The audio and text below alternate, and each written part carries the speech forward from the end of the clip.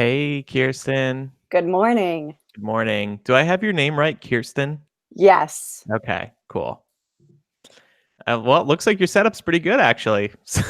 I knew it would be better on my iMac versus on my laptop, probably. And I have recorded this way before, but just not for a podcast. Okay. What time did you get back last night? Oh my gosh. Well, I actually had switched to an earlier flight originally that I Yeah. thought was going to get me in at 10:37, and I don't know if you probably didn't hear about any of this, but Newark Airport had a lot of issues yesterday. They had a plane kind of like go off of the runway a little bit, blow a Oh. tire, Mm. and it caused every New York City airport to have delays. Oh, So wow. my original flight was JFK, and I was supposed to get in close to like 11:30 p.m. That was delayed 4 hours, and I was like, I'm not doing that. I Mm. switched to Newark before all of this happened, and that flight was supposed to get in at 10:37, and then that one was delayed. Hmm. So I switched to LaGuardia, and that was supposed to get in at like 9:30, and I was like, okay.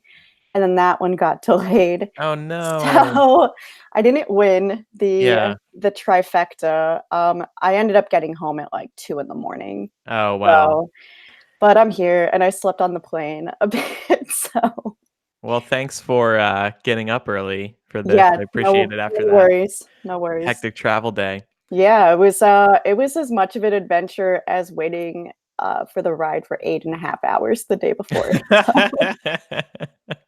After you do that, is anything painful? No, no. um, Laura and Eric will be joining us in a few minutes. I just wanted to get on early with you to make sure your setup's working. By the way, look Okay. what I'm wearing my Hagrid shirt. I didn't get one. I just have the bag that they Oh, gave okay. us. Well, I bought Yeah. it. Yeah, right, right. I used that gift card that they gave us for the Today Cafe Yes. to buy I this. used the gift card to get my family members some gifts. That's nice.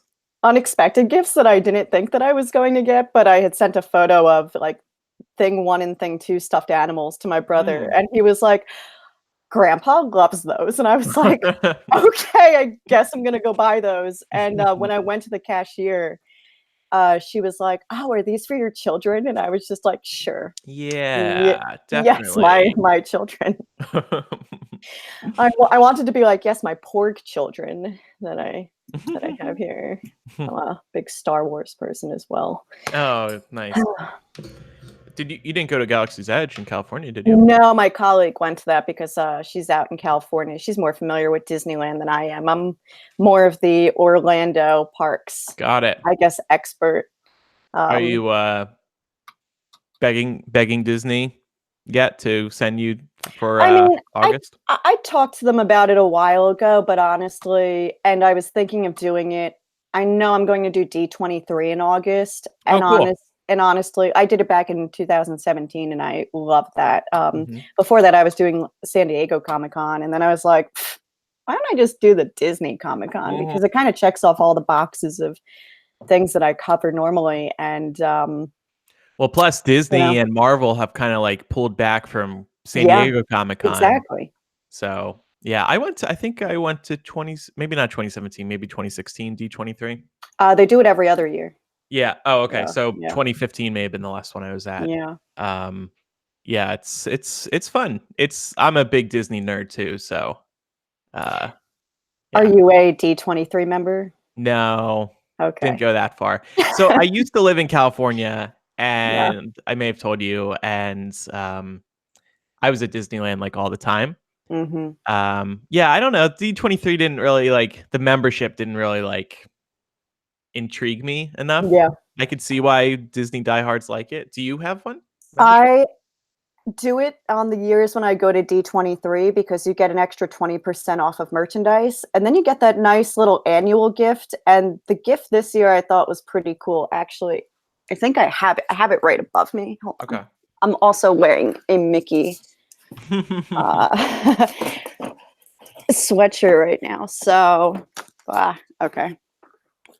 So you got Mm. this, right? And then I haven't taken them out yet because I just have gotten them very recently, but it's a set of several pins. Oh, I forgot. It's in a case as well. So it's Hmm. very nice. But Mhm.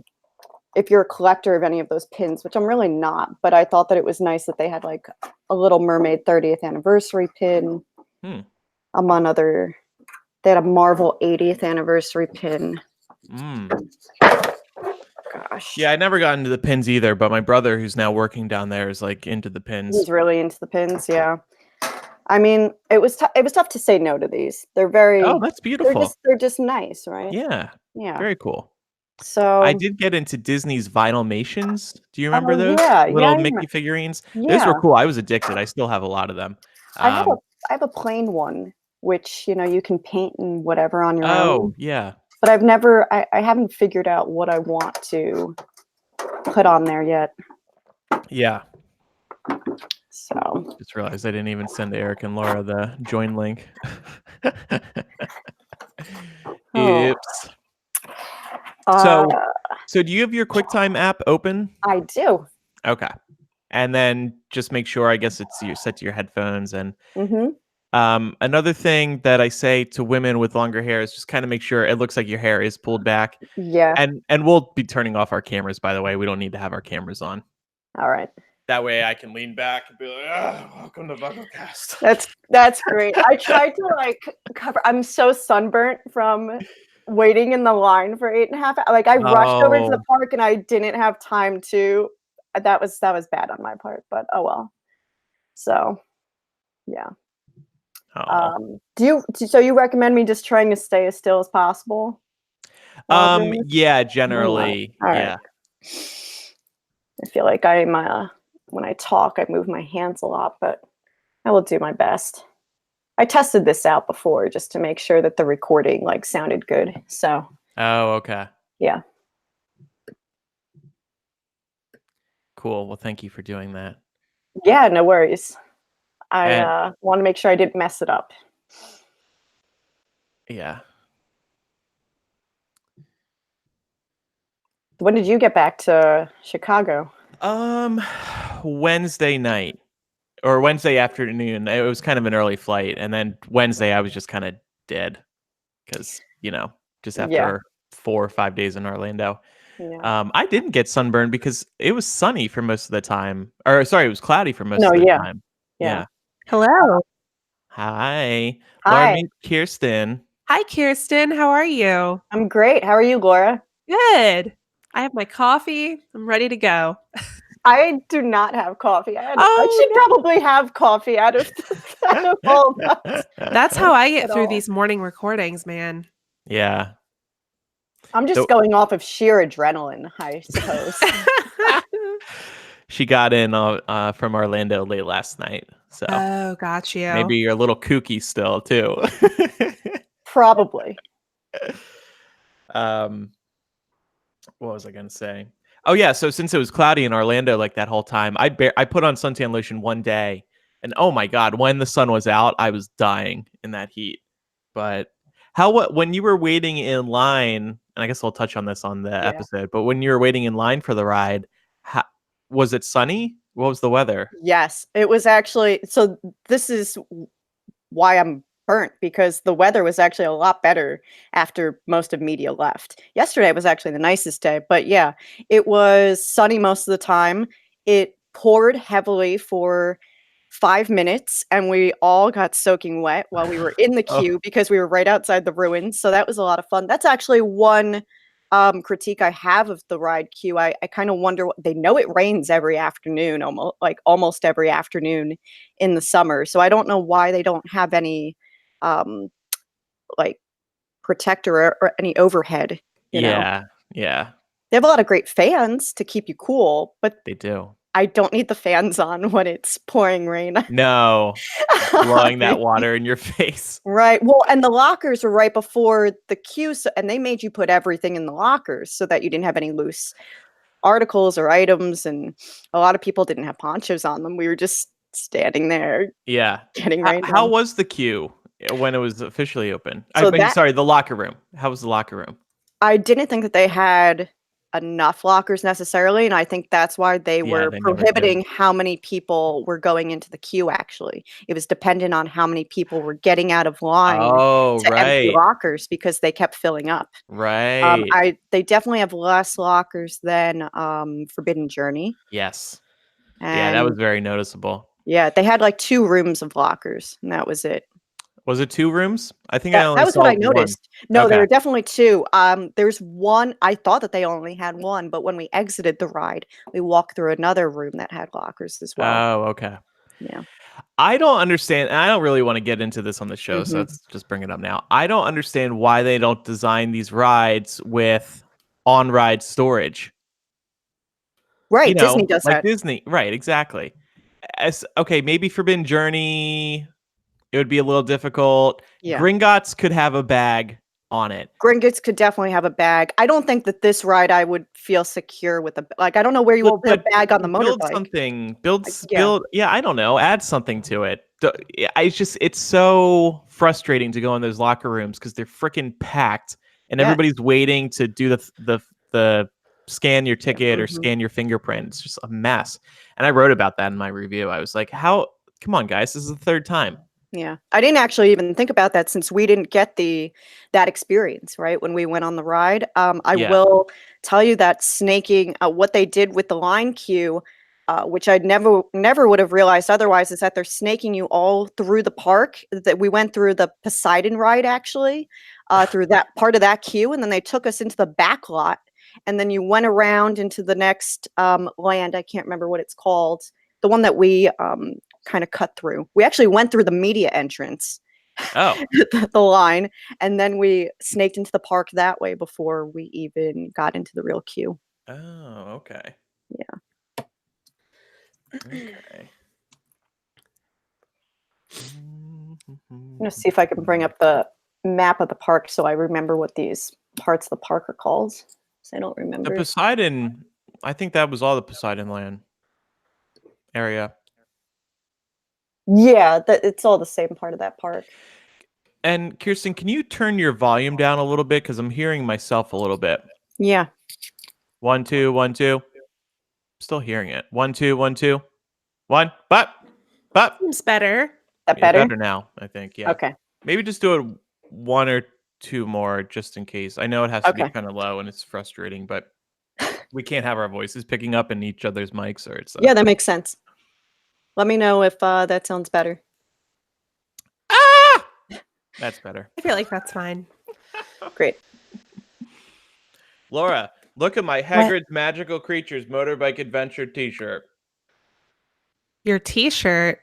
Mm-hmm. Do you have your camera on or something? Yeah, can you not? Man, Google Hangouts has really been sucking lately. Well, no, I have my camera off because I just woke up. Oh, so maybe that's what. Oh, 'cause you have Yeah. If I have audio. mine off, it won't show me yours. Oh, I Well, didn't know that that's how that works.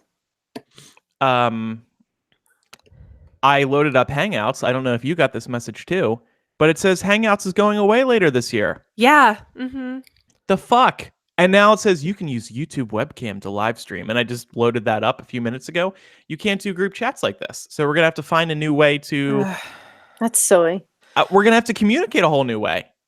I guess we're going to have to use Zencaster now. Or Zoom. Zoom? Yeah. Zoom is pretty good. Zoom is pretty good. Why are they getting rid of it? Because nothing in life can go right. That's the only reason I can think. Yeah. Just fucking leave it. They just want to screw up our podcast lives. A lot of people use this for podcasting. Yeah. Yeah, this is very convenient. Do you guys I don't think it's free, but do you guys use Slack at all? Oh yes. Yeah, I guess we could use Slack. Yeah, we could just do a video call. Yeah. It Video does suck, calling in though. Slack? Yeah. Mhm. Whoa. That's But crazy. the thing is, like, can you broadcast that? Because we like to do No, live that's the hangouts problem. with people. Test. Could we broadcast Zoom? I mean, we won't be able to broadcast video anymore. I know at the very least with Zoom, you can record the video, Mm, but I'm not sure about streaming. Man, this sucks. yeah. Go to hell, Google. We having a Google video problem? Google has announced that Google Hangouts is going away later this year. So Oh we're my gonna have to God. find a new solution. Hey, there's an article called Top 5 Google Hangouts Alternatives. Great. I mean, I'll pay for something if it's good, but It's just, why are they getting rid of the services that like people actually use? You know. right. Doesn't make any sense. By the way, hi, Eric. Hi, how's it going? Good. How are you? Their Not bad. number one alternative is FaceTime. Ew.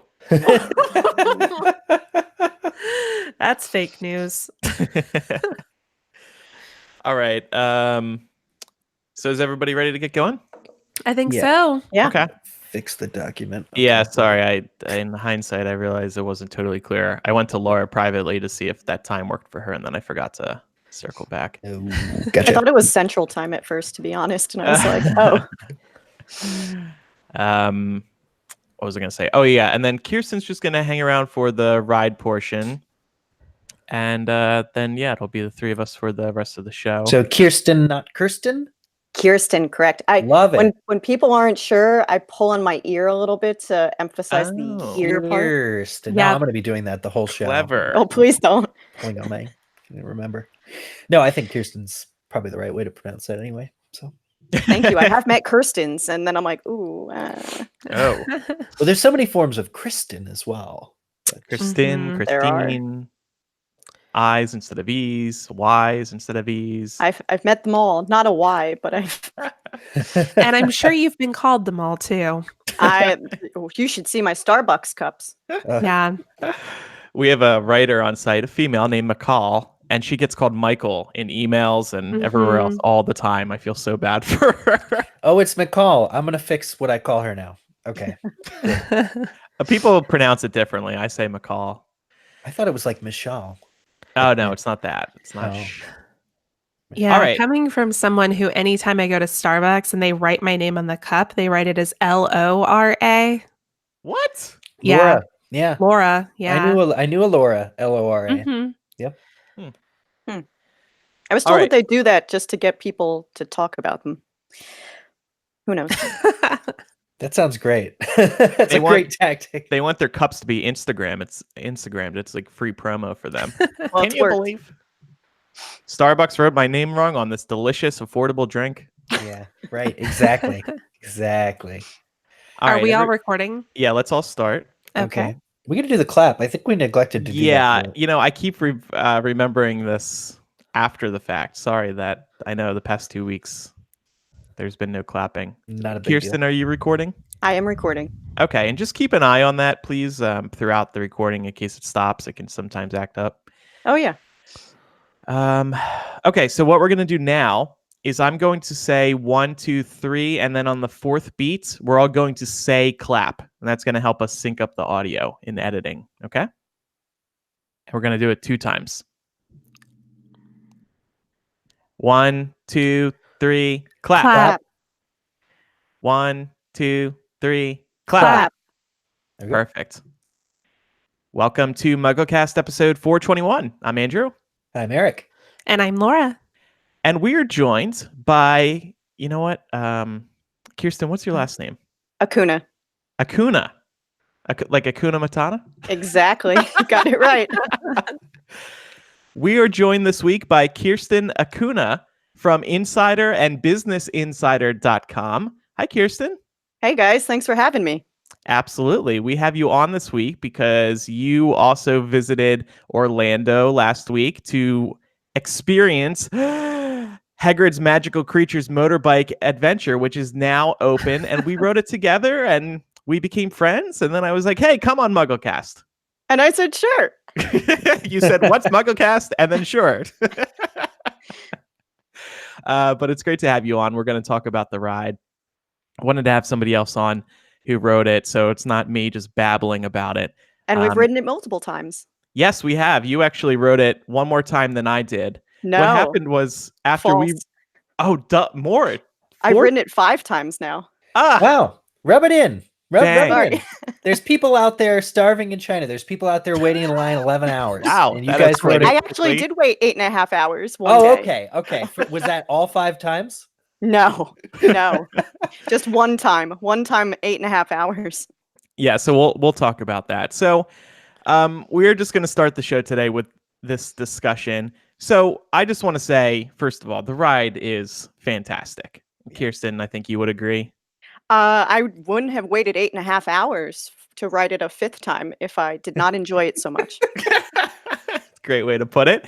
So this ride replaced Dragon Challenge in Hogsmeade, and that ride was actually called something else and existed before the Wizarding World of Harry Potter even existed. And Universal decided to retheme that ride for the Wizarding World. And then a couple of years ago, they said, you know what, let's put in a coaster that is, I guess, more family friendly and actually was built to be a Harry Potter ride.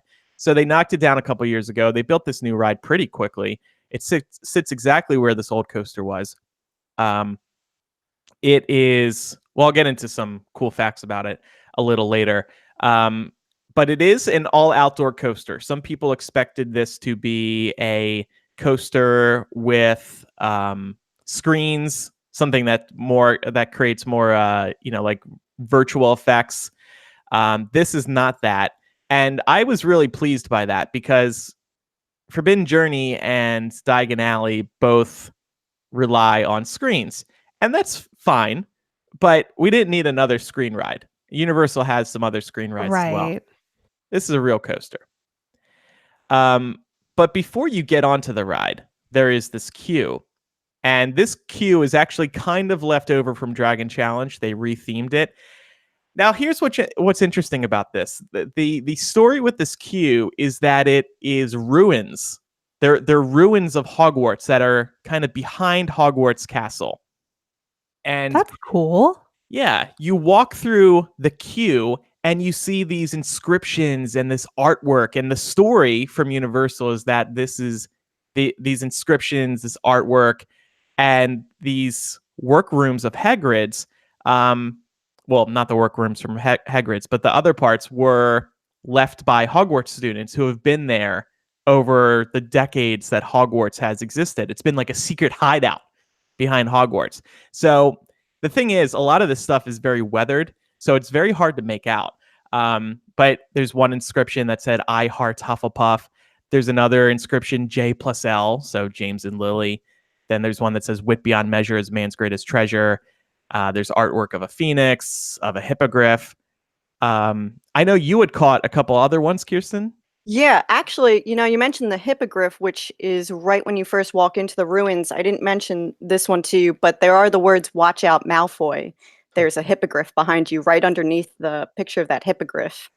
Wow. I love Yeah. that. Very Good reference contemporary. to Prisoner of Azkaban, I think.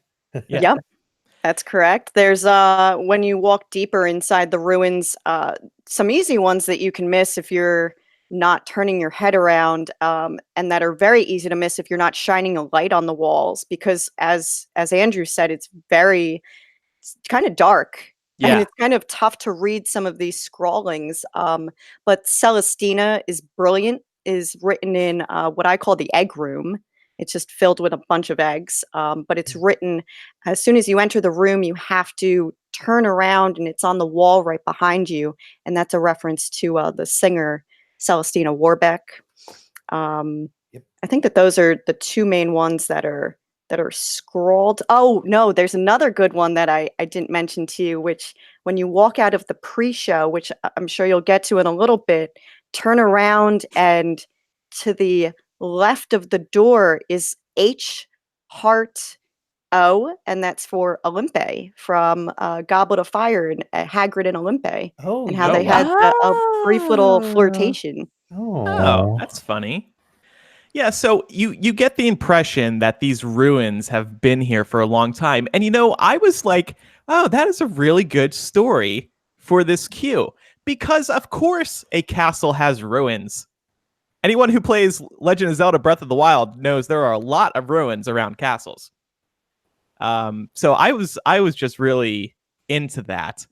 It is very dark. Like Kirsten said, you need to have your iPhone flashlight out if you want to catch all these things. Plus, I feel like with the line, it's probably going to be even harder because people are blocking all of the inscriptions and whatnot. Right. Well, I will say we spent a lot of time in each, because I did go through the line queue again with a bunch of people on the second day the ride was open. I'm sure we'll get to that a little bit more in a bit, but we spent so much time in every single room that it was very easy to point out every single thing, and we were just looking at everything in every single room as we spent 20 to 30 minutes at least in those rooms. I was going to say, I have a friend who waited in line 10 hours for it and got on, Carla, and she said that when they got to the egg room, they actually, like, you make friends in line, I guess, is one of the best ways to survive a line of this weight, this length. And she said that when they got to the egg room, they all kind of took turns and molded their bodies around and slept in the egg room. They took a nap. Like, Yeah, people were sitting. That was the place where everyone was kind of just sitting down, and they looked like they were ready for a nap. Honestly. yeah. It was I very thought hot in that room as well. At least the day I was in there, the AC wasn't working just in that room. Oof. So it was like That's 80 rough. degrees. There was Pressure a cooker. little temperature gauge in the room. So I have a question about the queue because I feel like in the queues for the other rides at the Wizarding World, there were spots throughout where you could kind of step out of the queue so you could take more time to observe the room or the surroundings. Is this the case with this ride as well? I would say no. Okay. Yeah. I'm I don't. also It's going more to of a say no. straight line. Yeah, Okay. there are less areas where you could do that. One of the cooler parts was one of Hagrid's workrooms, not with the eggs, but where it looks like he birthed the blast-ended Scroots. There are a bunch of creature posters in this room. There's a poster for the Niffler. There's a poster for the unicorn. For a salamander, the Niffler and the salamander posters are right next to each other, which I thought was a very clear reference to Fantastic Beasts, especially with that line in Fantastic Beasts 2. Your eyes are of salamander eyes. Yeah. But Totally. but above Hagrid's big desk in this workroom, you see two big posters for the manticores and the fire crabs, and these are the two creatures that combined create the blast-ended Scroot. There are also on this table two big monster book of monsters that are open, and also Hagrid's work gloves. And I just thought that was like such a cool story to see where Hagrid came up with this creature, which is illegal and which appears in the ride. Yeah, do they touch on the illegality of it all? Is Hagrid are you gonna have ministry wizards coming and cracking down, or No, I don't think so.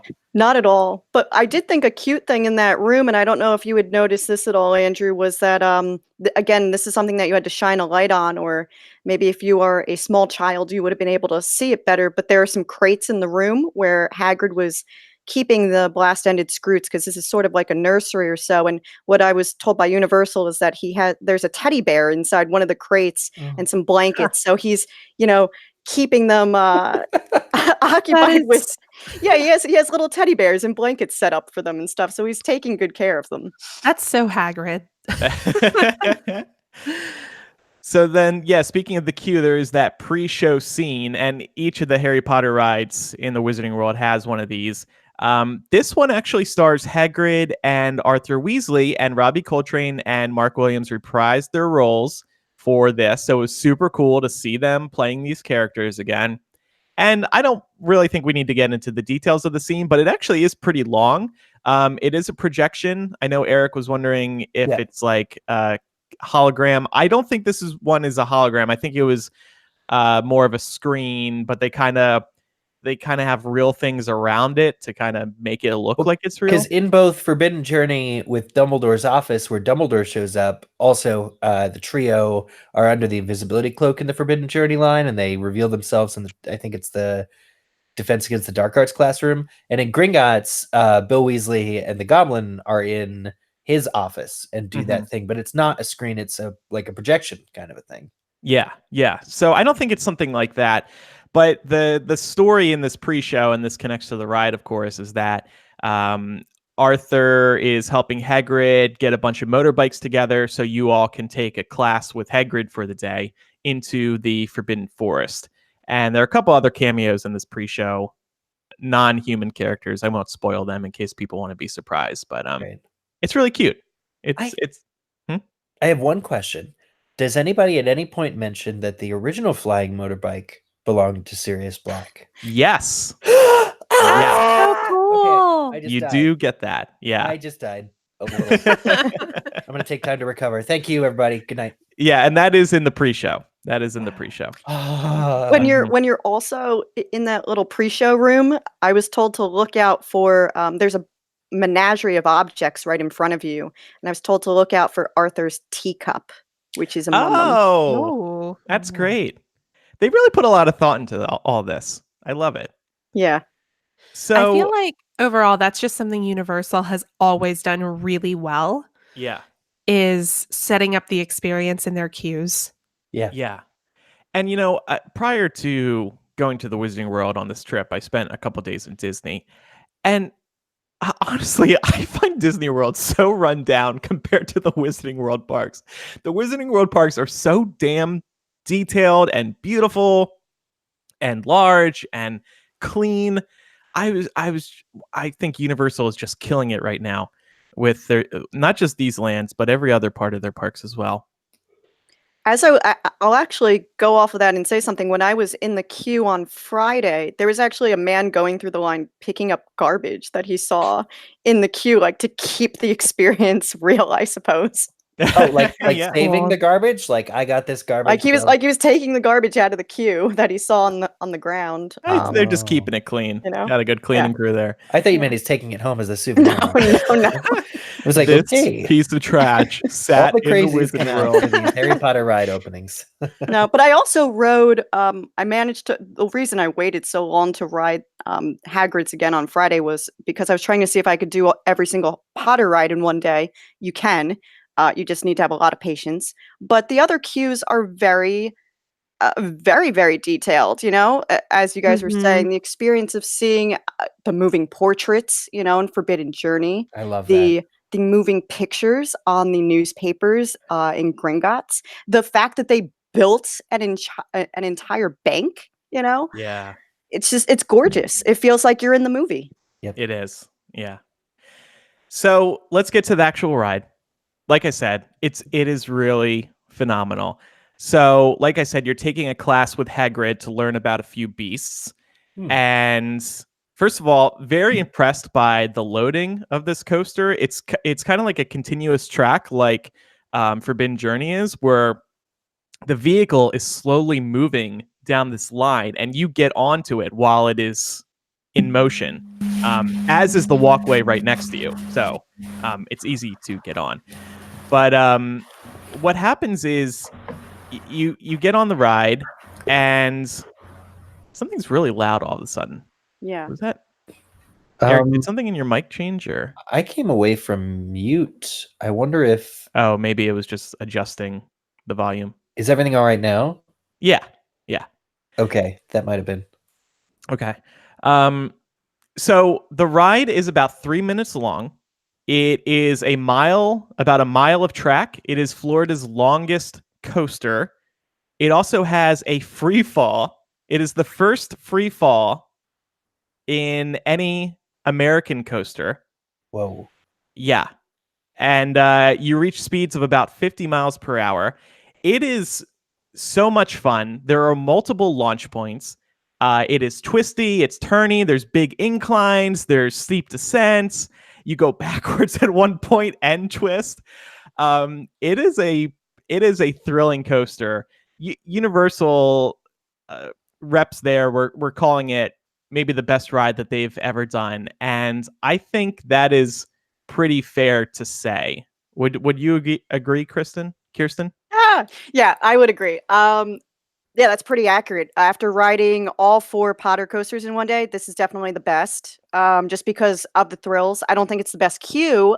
Just because the other 2 rides, Forbidden Journey and Gringotts, that I said are so very well detailed in some of the magic that they really put into the ride. But there's nothing. It is just unparalleled being on that motorbike.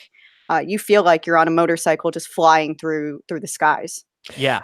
As 2 people who've ridden it multiple times at this point, is the sidecar like worth a damn? Is the sidecar? I know, Andrew, you stated your preference for the motorbike in your article on Hypable. At least I think you did. Yeah. But have you tried both the sidecar and the motorbike? Yes. So I actually did the sidecar the first time.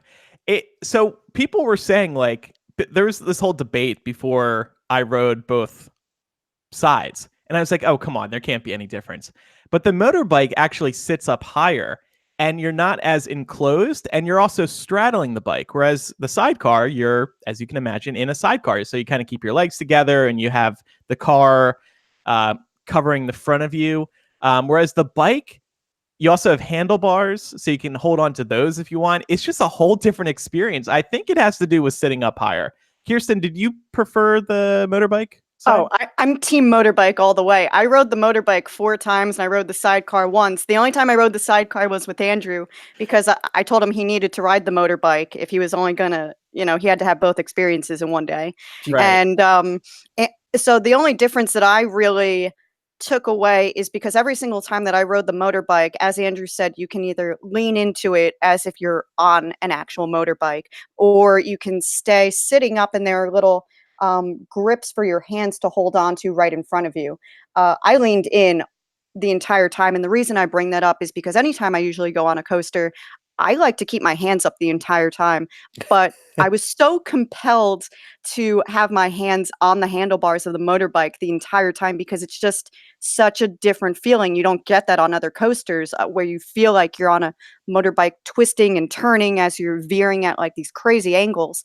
So when I rode with Andrew in the sidecar, since I didn't have my hands up any of the other times, I decided to just have my hands up most of the times in the sidecar, and that was most of the different experience that I had while being in that seat. Other than you do get to be closer to Hagrid and his animatronic and the animatronic of the blast-ended Scroot in the sidecar.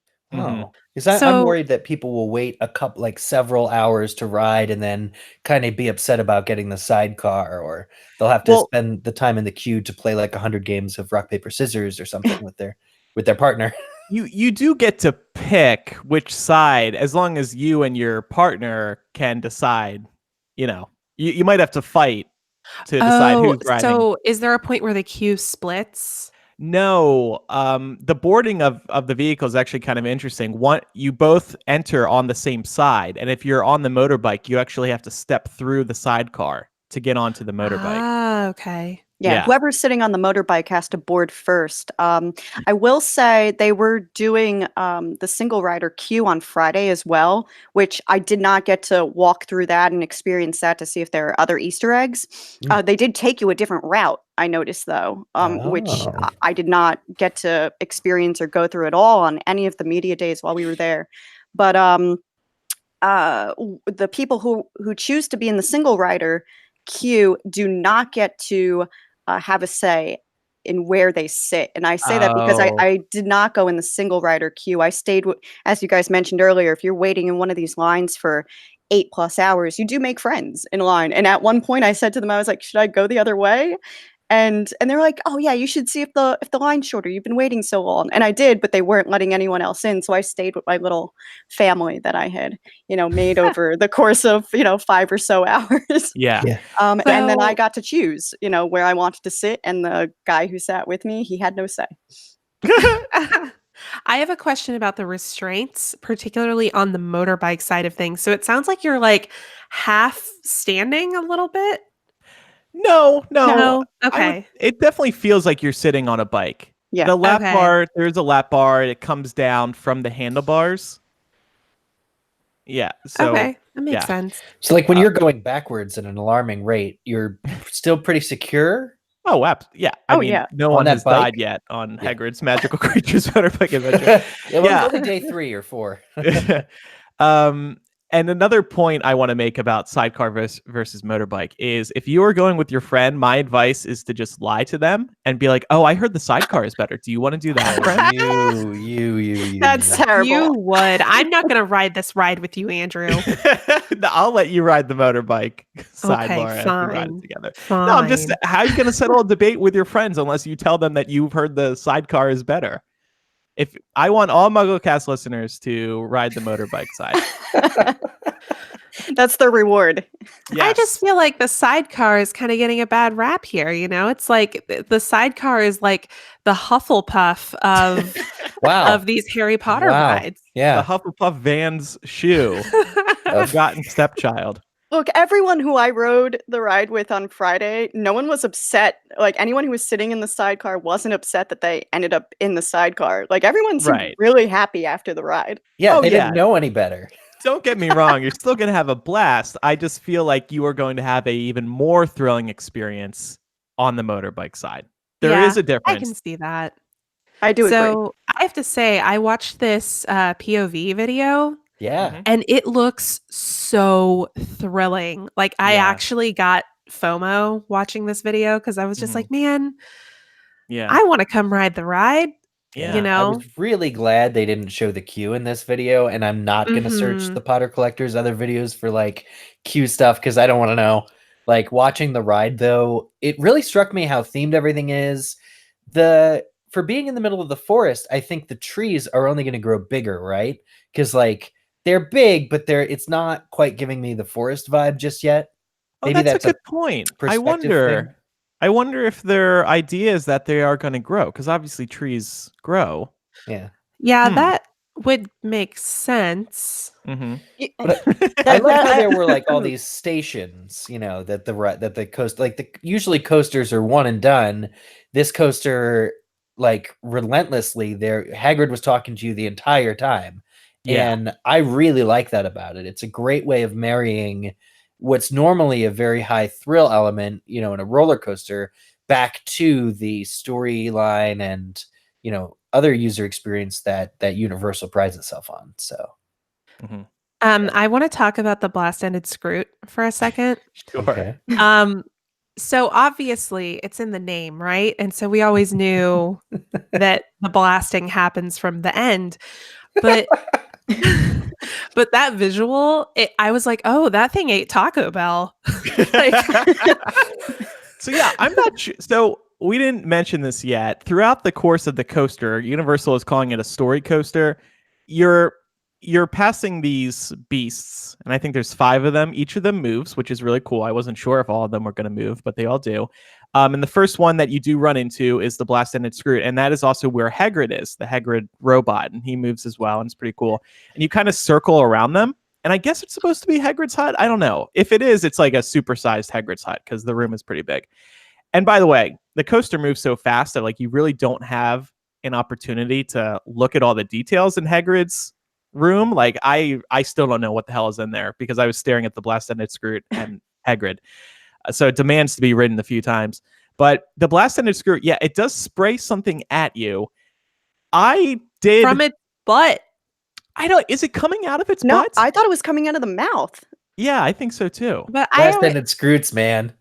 my thing was like it's a blast end. Like I always thought it came Mm. from the back end, you know. You're gonna have to take that up with Universal. I don't.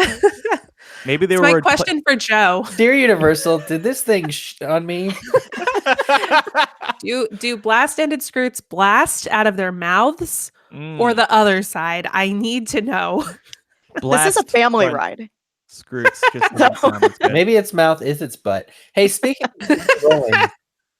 of J.K. Rowling, was she there? Did she say No. anything? Did they have comments from her? Should we like send out a search party? Like, what is going this huge ride? Like, I think I was saying this. I said this to Andrew earlier in the week when he posted his raving review about this ride. I said, I've really felt lately like Harry Potter, the brand in general, could use a win, and this really sounds like a win.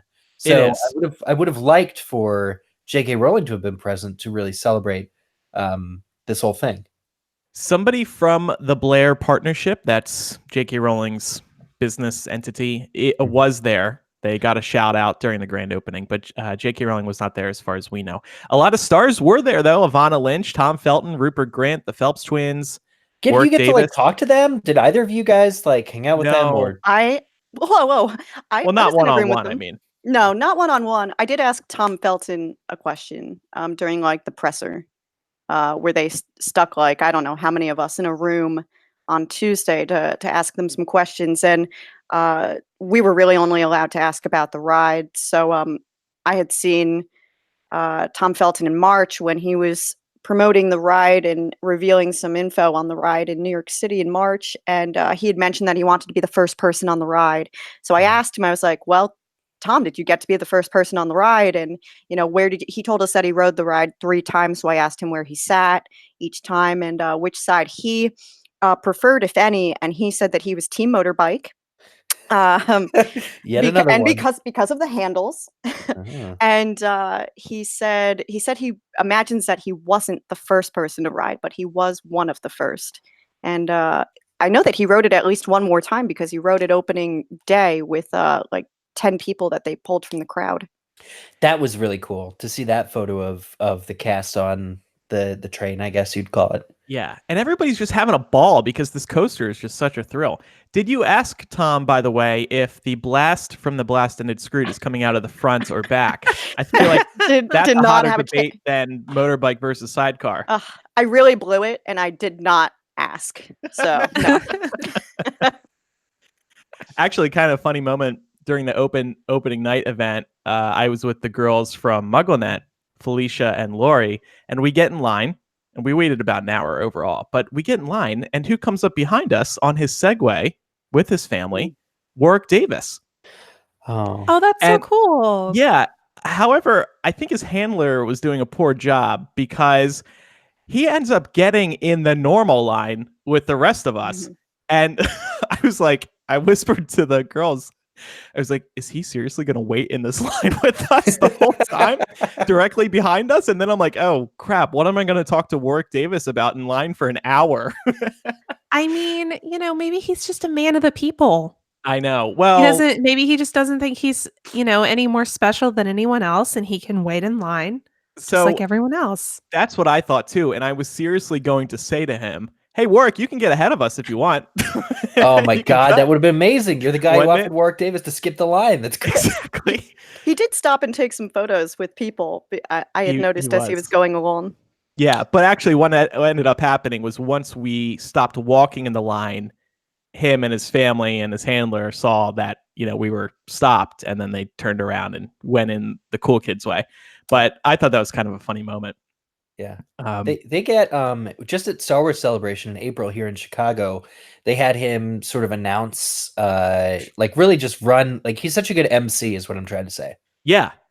I was actually there when he was emceeing at Star Wars Celebration, and he was rocking and rolling on his Segway as well. That seems to be his preferred mode of transportation. Yeah, why not? Yeah. So anyway, I do want to touch on day versus night. So the first time that we had ridden it was during the daytime. The sun was out. Then we rode it again at night. It was a whole different experience. I found it 50 times more thrilling at night because I feel like it actually does feel like a Forbidden Forest at nighttime. Plus, the motorbikes are all lit up. The headlamps are on. So it is just such a cool experience, and you can see Hogsmeade during several parts. So you see the village all lit up in the distance, and fireworks were going off at various Universal shows. Like, it was just so cool. I would highly recommend doing it at night. Yeah, you took the words right out of my mouth. I was going to say I thought it was much better at nighttime also. And I think it was Eric was asking, about the trees and whether or not they'll grow and stuff.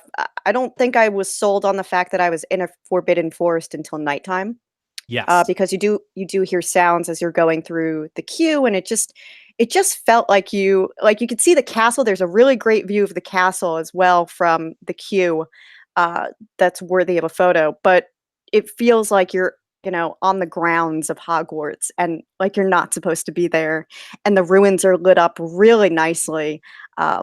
It just all looks fantastic, and the fact that it's a whole different experience going on the ride because even though we knew what was coming on the ride, this was our second time on the ride. Because it's so dark, I wasn't sure. Like, I really couldn't see much around me or in front of me. I didn't know where we were going next, and Yes. I thought that was thrilling. Yeah. Yeah, something else that I noticed on the second ride through is that the coaster moves very fast throughout, but there are these straightaways, and I would say there's at least three where you clear a corner and you are already going fast, but then it picks up again and you freaking soar and you are surprised by how fast you are moving. Just when you thought you were going as fast as the coaster could go, Yeah. it picks up speed again, and it is just so delightful. That second time that we rode it, Kirsten, I couldn't go to sleep that night. Like, I was so high on that second ride. Like, that That's just so rocked. awesome. You should My have stayed biggest- and rode it a third time. I know. So Kirsten and I were about to part ways, and she's like, "I'm gonna go ride it again." And then old me is like, "Oh, it's 10 p.m. I'm ready to go to bed." So I was like, "Bye." I wish I rode it again with you. Yeah, I mean, well, I wanted to do the motorbike at night, and Mhm. so when we rode together, I did the sidecar, and I knew that that was so great at nighttime that I was like, well, the motorbike has to be even better. Yeah. Well, my biggest concern now, it's sort of like a challenge, is to figure out how to ride the ride at night, because the problem is the sun Yeah. sets so late in the day. So unless you're at an after hours presser event for the park, it's going to be tough to even be in the park when it's dark. Well, And then, yeah, that's not even the half of it. I would say, Eric, what I noticed on Friday, they still don't have the virtual queue up, but what I noticed is that they're actually cutting off the line at a certain point so that no one else can enter the queue. I entered at 9:05 on Friday, so I have no idea at what time they put up a sign, but they put up a sign that said Hagrid's Magical Creatures Motorbike Adventure. Thank goodness I got the entire title of that ride correct. nice work. Thank you. But they put up a sign saying it was at capacity at some point before I got off the ride, and I got off the ride at like 5:30. Right. Not to mention that these parks don't always stay open very late. So you're going to have a small window, especially during the summer, to try and ride it. I don't know if it works like some other parks do, where as long as you're in line before the park closes, you're fine. So if the park closes at 9 and you get in line at 8:59, you're okay.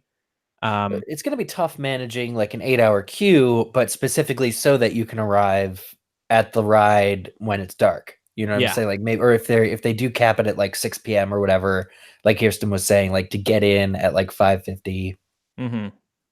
to be able to ride the ride. I heard that they were, at least on opening day, that they had the ride running until midnight to accommodate okay. for everyone in line.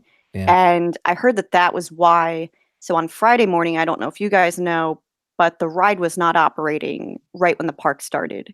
And I was told originally they weren't even sure two things. They weren't sure when it would be up and running. And two, they weren't sure if it was even going to be operating today. And I was like, great. I was told all theme park rides have to have a mandatory certain amount of hours of downtime. Yes. Which was weird, but I never heard that. They must rest. The motorbike must rest. It's a living, breathing thing. I've heard the sidecar is a diva. She needs to do extra hours to rest each night. So I have another question, and this is kind of related to the other rides in the park. There was a lot of buzz, especially when the Forbidden Journey opened up, about the ride not being accessible for guests of certain body dimensions. And I know that they made improvements to the ride to sort of like allow more people to be on it. And then I know the Gringotts ride, it was also made to be more like encompassing of more body types. What's your take on that for this ride? So when I was during the preview afternoon, a larger theme park blogger was trying to get in the test vehicle. And on one side, he was able to, if he really pushed in on that lap bar, he could get it to show a green light, meaning he could ride it. On the other side, he needed somebody else to push the lap bar down to get it to green light. Gotcha. It is not lost on me the fact that Hagrid-sized people cannot ride. You know what I mean? Like, it's Hagrid's motorbike, so you would think it would accommodate larger people. Yeah.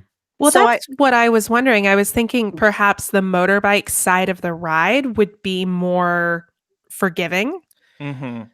I think it actually is. Okay. And I'm only going to say that because the people I waited with in line on Friday, this was a concern of mine as well, because on media day, there were people who were worried that maybe it would be tougher for people to swing their leg over onto the other side of the motorbike. I thought that maybe it would be tougher to accommodate larger people on the motorbike because it just seems like it's a smaller than the sidecar. That would be what I would think right off the bat when I'm looking at both of them. It seems like it may almost be the opposite, actually, that there is less room in the sidecar. And I only say I think that the motorbike is easier to maybe accommodate larger people, just because I was with on Friday, a few larger people, and they had no problem getting into onto the motorbike, That's Mm. awesome. and they looked comfortable. They didn't Cool. complain about it at all. They would have told me, because then we hunt around together. Like I said, you make friends in line when you're with them for many, many hours of a day. And we ended up riding the next two Harry Potter rides together, and they did not complain about that at all. Okay, cool. And the other thing is they do have a test vehicle, I think, outside before the queue even begins. So you don't have to wait in line and then find out at the last second. Oh, crap, I Right. No, can't ride. Universal Right. has always been pretty good about that in terms of having test vehicles. Mhm. But I also know this was a big gripe for a lot of people, Yeah. especially when the Forbidden Journey opened up. So Mhm. Yeah, absolutely. So we asked on patreon.com/mugglecast if any of our supporters had any questions about the ride. I'm going to go through a few of these. Where does this ride rank compared to the other Wizarding World rides? So I will tell you, I think it's number one because I prefer these classic types of coasters over these rides that mostly involve screens. Forbidden Journey and Gringotts are incredible rides, just such a thrill. I would say Forbidden Journey is number 3. Gringotts is number 2 because Gringotts is less intense, in my opinion, than Forbidden Journey. And then number 1 is Hagrid's Magical Creatures Motorbike Adventure.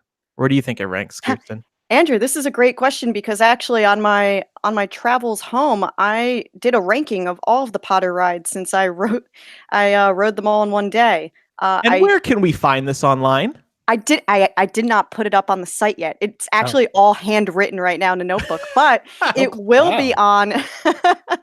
Crazy, right? I just didn't want to look at screens anymore. And I wanted to eat after an 8.5-hour day in a queue, but it will all be on insider.com at some point in the next week. I can give you the quick preview. I won't tell you every reason of why I ranked these things the way that I did, but our rankings are very similar, except I just have Flight of the Hippogriff at the very end. Then I have Forbidden Journey. Then I have, and Forbidden Journey I only have there because I think some of the screens on that ride, the technology is a little dated at this point, but still a great ride. Plus you feel a little dizzy afterwards. Yeah, you The do. older that you get, especially. Then I have Escape from Gringotts, and then I have Hagrid's, and Mhm. I don't think it's the best queue out of all of them because for reasons I mentioned earlier with Gringotts and Forbidden Journey. I mean, come on, you get to go through a castle in Forbidden Journey. Can't beat that. But yeah, I think that Hagrid's for the sheer thrill of the ride, and I don't think that we're spoiling the, what happens near the end of the ride, but I think that really sells it. Plus, we didn't even mention the best part of riding the motorbike. There's a purple button that lights up, and you get to press it, and you just don't get that experience in the Okay, sidecar. sold. Purple like button. what does it do? What does it do, Kirsten? Because I still don't understand it either. It it helps you emit dragon fire to escape, I'll just say, where you wind up and shoot you Oh. out. So like Hagrid doesn't talk to you when you push the button. Yeah, no, he does. He tells you to He press tells the you to button. push it. Yeah. Oh, that's cool. Okay. I don't believe it actually does anything, though. I'm not No. convinced. It but- does magic. Does it? I mean, You if have to it's believe, actually Andrew. doing something cool, amazing. But I don't think it's actually doing anything. So I kind of wonder what's the purpose of it. Speaking of ride preference and hierarchy, though, I feel the need to point out that Flight of the Hippogriff is currently my number one. What? Still, Why? It's the shortest ride. unironically, the views of Hogwarts are just the best. They are. That's I true. did note that. Oh, plus, I recommend actually going on Flight of the Hippogriff now because you get an excellent view of Hagrid's hut. That you Ooh. like. I think you get a better view of Hagrid's hut from Flight of the Hippogriff than you do while you're in the queue line for Hagrid's. See that? Well, it's elevated. It's a little higher too, so Mhm. Yeah. that makes a lot of sense. No, Flight of the Hippogriff has been my favorite, and I see these blogs, and I think Andrew, in your article, you were like, "So the 3 rides at the Harry Potter bus." I was like, I'm just no, I'm there's just Four. erasing Flight of the 4 Hippogriff. there's 4. It's blatant Flight of the Hippogriff erasure. Yeah, it is. I know. I admit it. You're unapologetic about it. Well, wait, But is I it feel 4 or 5? Do we count I would King's actually Cross? say 5. Yeah, I would count the train.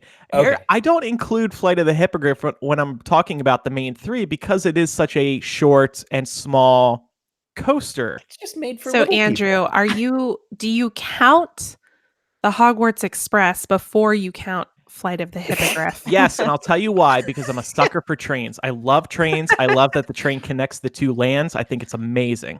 It's just So- I feel like if enough bloggers out there and enough people in the world are talking about all these other rides and not including Flight of the Hippogriff, Universal's going to be like, okay, time to demolish this old thing that nobody talks about. No, you Right. know what's great about it though? The lines are probably really short for it right now. And Kirsten, didn't you say when you rode all 4 rides in one day that the other 3 rides were just 20-minute waits? Okay, well, I had Express. So Oh. also, I try to consider myself a bit of like a theme park novice. So I don't think you would get a 20-minute wait normally on Gringotts, but I really tried to think out strategically how I was going to do my day. And there were many pitfalls along the way, which I can tell you about now, or I can tell you about in a little bit if you want to talk about the 8.5 hour experience. We can touch on that. Let me get to an ad because this is going longer than I thought it would, which is all good. But we got to balance out the show here. We do have a sponsor this week who you've heard of before, HelloFresh. They make conquering the kitchen a reality with deliciously simple recipes. So simple that even a first year could handle them. Even somebody who rides Flight of the Hippogriff could handle them. We're all leading busy lives, and one of those daily hassles is, what am I going to have for dinner tonight? HelloFresh does all the meal planning, shopping, and prepping so you can focus on a healthier you and happier family. After you pick out your meals, HelloFresh delivers fresh, pre-measured ingredients and easy-to-follow 6-step pictured recipe cards that are delivered to your door each week in a special insulated box. And then whether you're a cooking novice or an expert like Molly Weasley, you can create these meals and impress your friends and family. All meals can come together in 30 minutes max, and they call for less than 2 pots and pans and require minimal cleanup. No spells required. This is the most efficient way to sort out dinner. You got 3 plans to choose from: classic, veggie, and family, with the option to switch between for when your tastes change. And you can also pick what you're receiving within these plans. So you just spend a couple minutes a week going, ooh, I want that. Ooh, that looks good. And if you're going to be out of town for a week, no problem. You can also skip weeks when you need to. I love HelloFresh because if I don't use them, I'm falling into a cooking rut where I'm making the same meals week after week. It's fun to work with your hands in the evening, focusing on making a delicious new meal that you've never had before.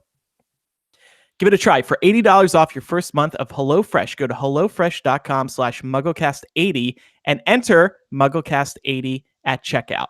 Again, for $80 off your first month of HelloFresh, go to HelloFresh.com/MuggleCast80 and enter MuggleCast80 at checkout. It's like receiving 8 meals free. Free food, people. Support MuggleCast by supporting our sponsors. Okay, so let's get to a couple other questions here from patrons.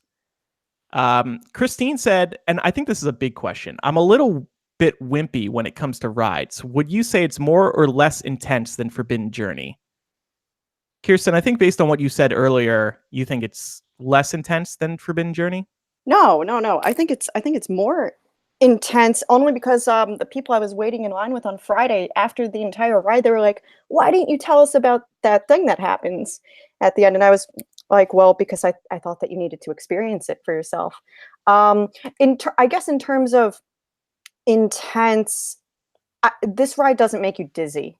I think Right. Forbidden Journey, if you're prone to any sorts of dizziness, you may have that on the Forbidden Journey ride. I didn't have that at all on Hagrid's. I just wanted to ride it again right away.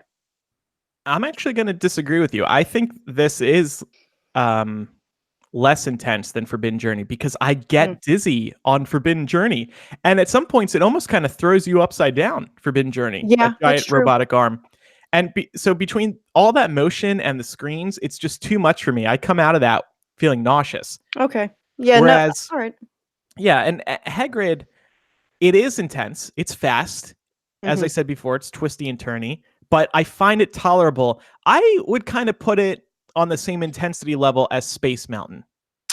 I guess we Because- have different definitions of intense. When you say Yeah. intense, I was like, well, do you mean like the most thrilling ride, or do you mean the one where, you know, how much your body is being Taking a beating. impacted by right. the ride?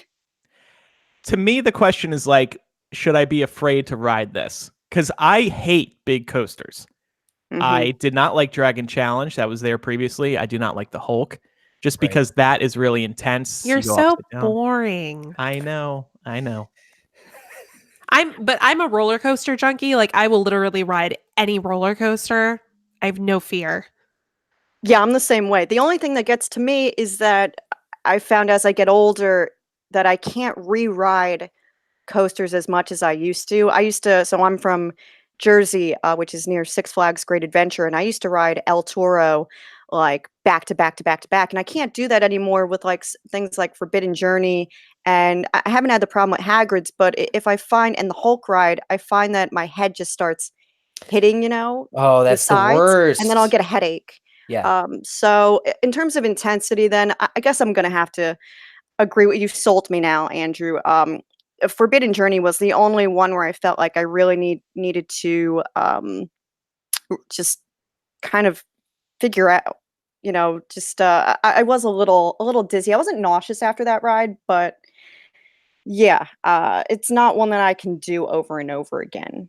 Have Mhm. you? I here's- will say, I was once on the Forbidden Journey when it broke down, Oh, see, and that sucked because we were literally at the part with the Whomping Willow where you're on your back. oh my Mm. God, this is exactly what I feared. This is why I don't like riding it because I'm afraid of getting stuck upside down. I would have a panic attack.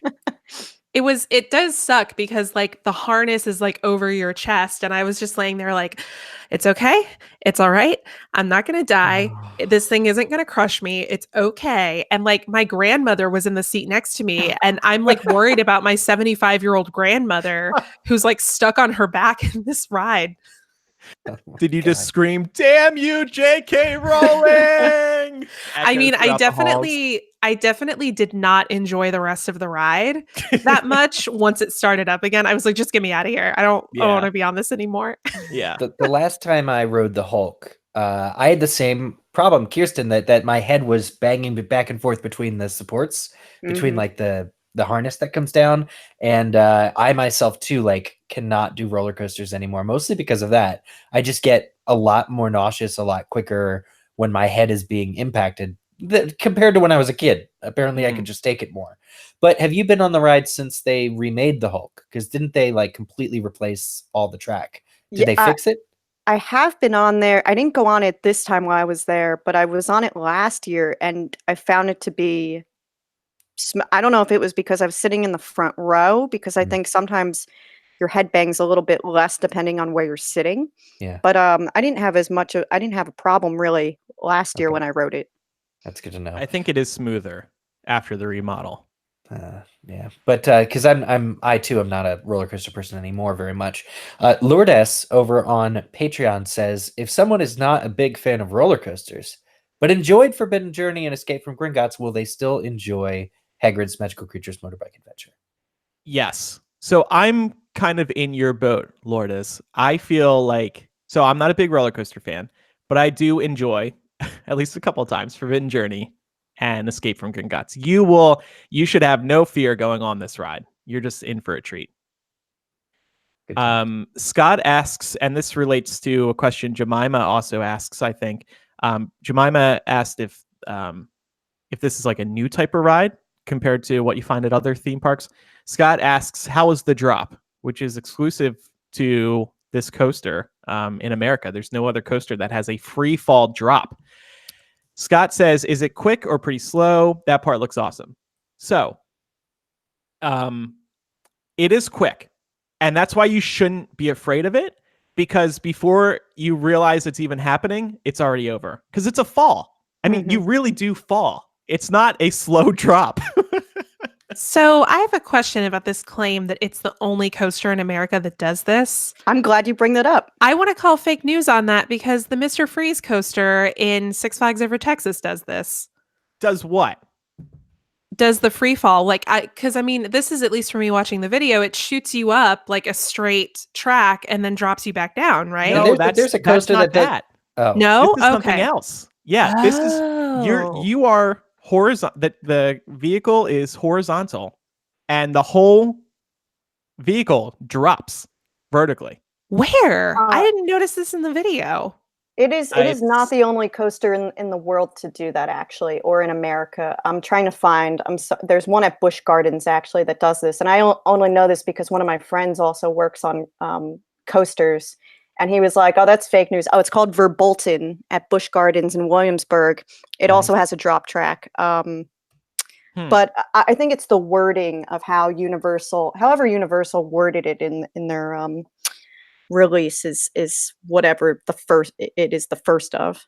Okay, so Because they're when being you a do little- go up, like you go up an incline and then go backwards down the incline. Like I grew up on rides like that, either at Ocean City, Maryland, or Wildwood, New Jersey. Like there's coasters that do that all the time. Yeah, I mean even Expedition Everest over in not Magic Kingdom, Animal Kingdom does that as well. It will, if you've ever been on that, you go up, the track ends, and then you go backwards onto backwards. another track. Right. Universal's wording is unexpectedly dropping nearly 17 feet on the first coaster in the U.S. to feature a free fall vertical drop. I bet you Free- the way that they word free fall vertical probably makes it an outlier. Other coasters free fall at a 85-degree angle. Who This is knows? vertical. I need to watch this video again because I don't feel like I caught that. It's at the Centaur when you are amongst the, what are those things called? When you're amongst the devil's snare, you kind of fall through the devil's snare. Okay, the video is pitch black at that. It is time. dark Yeah. during Yeah, that yeah, part. Yeah. But it is cool. I mean, it is quite a treat. I loved it. For what it's worth, I found that the Verbolten ride at Busch Gardens drops 18 feet vertically. I don't This know. is the first coaster to drop 17 feet. Oh, okay. Take that, verboten. I'm gonna build the first coaster to drop 1 foot vertically. It's gonna be great. The only one in North America. But here's something else I want to touch on, and I wrote about this in my Hypable review. It's all so seamless, all this ride tech, particularly the going backwards and the free fall. Like, you go into this, you go up, and then you fall backwards just seconds later, and it brings you right onto a new track. Like that track switch must happen so quickly and seamlessly behind you. And then that drop, you don't hear any noises from the coaster, like getting ready to drop you. That thing is quiet. It just surprises you. It drops and then it launches again. It's just really impressive how this all works in tandem with each other while other coasters are also on the track. I'm really impressed by this I technology. was going to ask how many do they have train? So they do have more than one train going at once. Yes. Yeah, I heard there's about 5. Wow. Oh, wow. Yeah, they're not all out on the track at the same time. A Yeah. couple of them are loading in the loading zone. Well, because did you ever do that thing where right when you're about to board, you recognize the same people getting off that got on a couple of stops before, like, so you can kind of count how many trains are going at once? You ever try that? I have. Sort of. Yeah. I don't think this is the ride where you're able to do that. As Andrew said, yeah, it must be like 5 total. And I'm going, or it could be more. I'm not sure. But I know that it loads about 2 cars at once. Mhm. And then I know that they run at least 2 together because while I was in the queue for a long time, you'll see one go by, and then I would see another one go by like 30 seconds later. Since the two are timed together. There may be one other one that's a little bit ahead of them, but I at least know that they send them out 2 at the same time, almost the same Mhm. time. Yeah.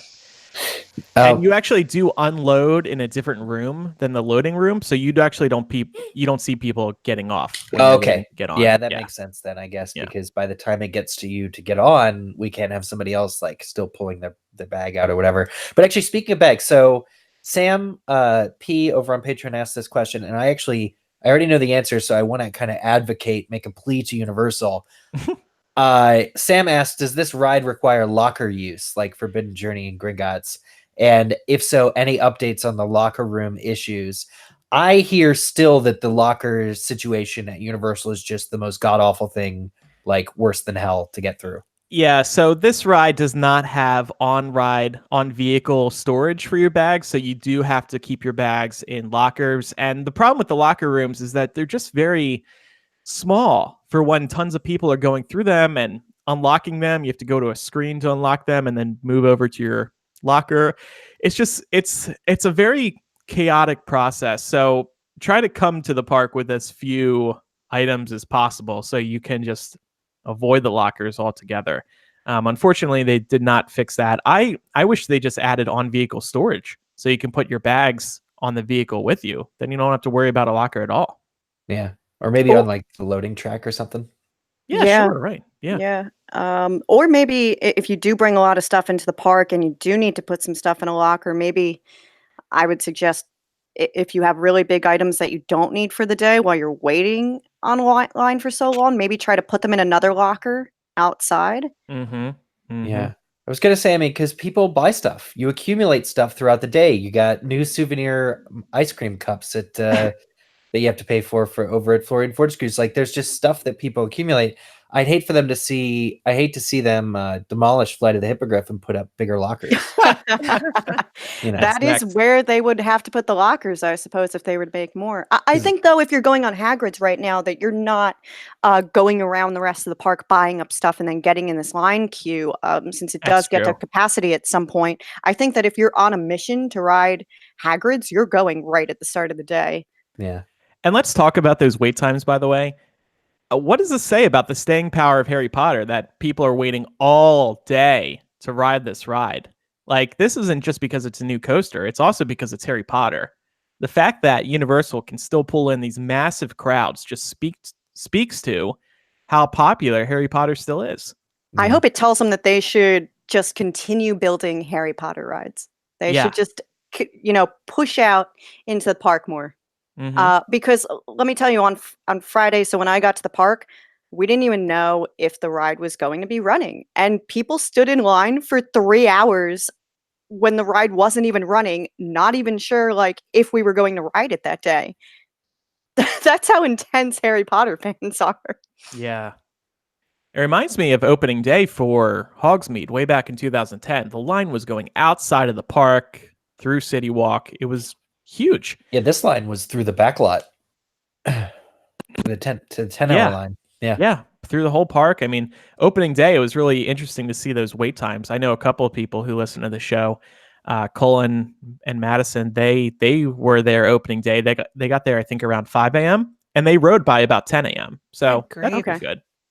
Yeah, my wait would have been like 5.5 hours if the ride started operating at 9, but because we had heard that it was, running until 12 a.m. on opening day, it needed to, have its coaster nap time. It's allotted whatever. Union break. Yeah. And it didn't start running until 12 p.m. Friday. Mm-hmm. Yeah, so I think it will definitely encourage Universal to build more rides. There's rumors they're building they're planning a third theme park, fourth if you count their water park that they recently opened. And I imagine that might have Fantastic Beasts or Harry Potter in it as well. So yeah, I mean, all these other questions on Patreon, I think we answered mostly. Yeah, just this last one from Gabriella. There have been reports about a long waiting line. Is it worth it? Look, if you're there, yeah, I guess. I don't know. I mean, that's a hard question. Do you mind waiting in line for 8 hours? I mean, everything I've heard makes me want to wait in line for 8 hours. I mean, about the ride. Like, Andrew, I think you and me and Micah did Gringotts. It was like 4.5 hours when that opened. What? in that ride? I was in line with Micah for 4.5 hours on Gringotts. I don't think I waited with you guys. Okay. Maybe I did. I We're don't like know. in a small group, but yeah, it was. I mean, so 4.5 hours in line, I know because I've experienced it, was doable and fun. So Yeah, I guess it comes down to your personal preference. Are you willing to wait that long for a ride? I think some people are diehard Orlando locals that just live and breathe theme parks, so they want to be there opening day to just be a part of it and get the Instagram and all that. Yeah. And then some people might be like, no, I don't want to, because if you spend 8 hours, that's basically your entire day in the park. So, and a park ticket costs, it's probably around $100 or so. So the question is like, $146. yeah, do you want to wait that do you want to spend an entire day paying $100 and so to ride that ride? I don't know. Mhm. Yeah, I think you need to weigh your pros and cons. Like, look, if you have a small child, no, you're absolutely not going to want to be waiting on this line queue unless you have, like, I don't know, 5 external battery chargers with you so that your child can watch episodes of like something on Netflix to keep them occupied. I would not go. I was by myself. So go if you have maybe a good group of friends who are also very patient and who are roller coaster junkies. Mhm. You know, I actually went on this queue. I didn't have water or anything with me, but Universal was handing out water, significant like amounts of water bottles to anyone who needed them. They were letting us go out of the queue for bathroom breaks, and if we needed food, they would let us leave and come back into the line as we pleased. So, like, they were very good about all of that stuff. So I wasn't concerned there.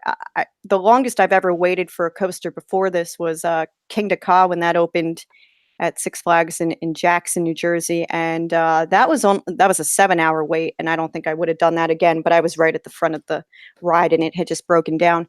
But in reality, I don't think anyone's really probably going to be doing a wait that's 8 or 10 hours for much longer. They're supposed to have a virtual queue for the ride, and I would imagine it's to let you hold your place in line and then go to the queue when it's your turn or whatever, to stand in the actual queue so that you can go and ride other Potter rides and get the most out of your money there. So I don't know if you need to wait like But 8 hours. here's the other thing. If you are going to be down there anyway, and it is your one time at Orlando, we got to get out of our bubble and realize that for a lot of people, this is going to be their one time visiting the park or their one time in the next 10 years.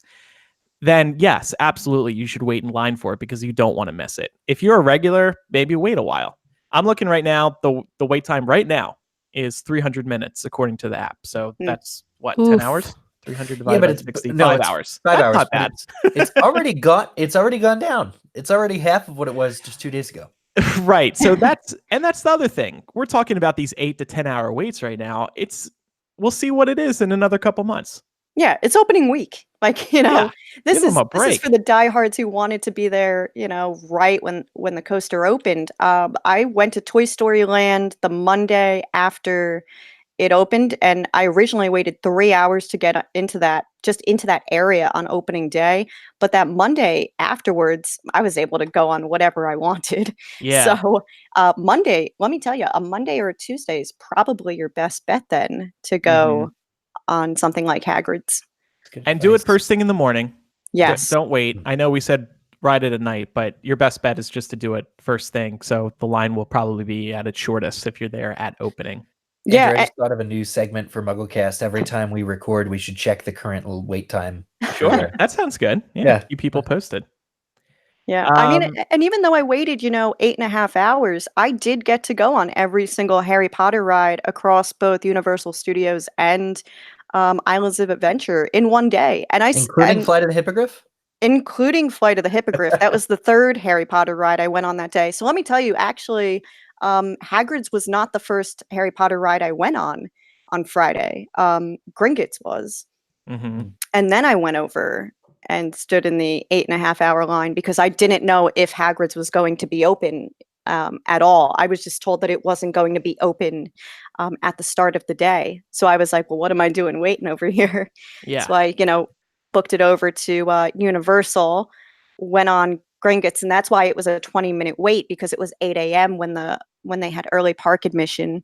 Got in and out of that ride, and my master plan was to actually take, this is a little trick, I don't know if everyone knows this, but I like to take the Hogwarts Express over to the side of the park that isn't open yet.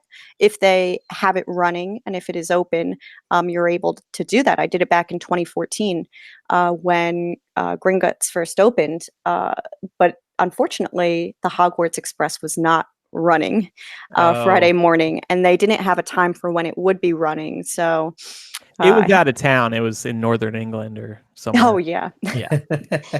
So then So- I went back over to Islands of Adventure, and to my surprise, it was like 8:45 or 8:40, and they had already let everyone actually into that park who was waiting outside for Hagrid's by then, and that park wasn't supposed to open until 9. So that's why the line was as long as it was at that time at 9. Mm-hmm. So, closing thoughts. The ride is amazing. Like I said, after riding it that second time, I was just riding, pun intended, on a high. It was just such a thrill. Please, everybody go check it out when you can. It is, even if you've been to the Wizarding World before, it is well worth making another trip to ride that once or twice. I also want to mention that Universal, they tend to do this. They're good at planning. They open up other new elements on their resorts when these new rides open. They are opening a new restaurant in City Walk called Big Fire. It's American fare. It was very good stuff. Kirsten and I both got to try it. And they're also opening up new hotels. Endless Summer, they're called. These are their most affordable hotels yet. So please check them out. They are beautiful hotels as well. Tons of rooms, great prices. Eric, actually, when we go down to Orlando in August, I think we should stay there. Mainly because they have 2-bedroom suites, which are cheap, and I want my own bed. So, You don't want to share a bed with Eric? So anyway, Endless Summer is open. That's No, okay. Micah and I are old hat at sharing a bed. So Hey, if you guys want to share a bed, that's get all the- and great. it's I get the motorbike and he gets the sidecar. Yeah, since Micah has not been on, he gets to ride the sidecar. No, you get to ride the sidecar because you've been on the motorbike. No. Go. No. Look, I was generous, and I actually allowed Andrew to ride the motorbike I know. in It's the very evening. gracious. Very, Yeah. very nice. So yeah, and I do appreciate that, Kirsten. Actually, Kirsten was solo, and then we. Never mind, I won't get into it. But with Kirsten, it was very kind of you. I don't know where you're going with that. But I was going to say we were talking in the press stands, and then we got separated. right, And we got then lost. yeah, as destiny goes, we end up meeting up again right before boarding Hagrid because you were solo and I was Mhm. solo, and was like, oh, hello again. That's crazy. Yeah, they paired us up, and it was like, oh, you're going to be riding with this fellow, and I was like, oh, I know him. And Hello this again. jerk is insisting on riding the motorbike. I was like, fine. Well, I'm but so glad that happened because you've been just amazing to have on the show. Oh, thank you. Definitely. Yeah. Thank you. Thanks for having me. I do want to clarify real quick. Andrew said that I got to try out the Big Fire food. I actually did not. I was not Oh. there Monday night. I didn't come in until very late Monday night. So I missed out on that food, unfortunately. So I am jealous, but I did get to see the hotel, and I do recommend the 2-bedroom suite. It looked really, really great. And Yeah. as Andrew said, it's supposed to be the most affordable residence that they have on Plus- Orlando property. Plus, and this is big, early park admission for the Wizarding World by staying at a Universal property. So that'll help decrease those wait times. Wait. You show Even better. They have breakfast pizza, which we got to try out, and I thought it was the Yes. most fantastic thing I've ever eaten. Well, Because I Yes. like having pizza for breakfast sometimes, but this has all of the breakfast toppings on pizza. It was so good. I even went up to the chef and I said, yo, this is good stuff. I did too, but I did not use those words.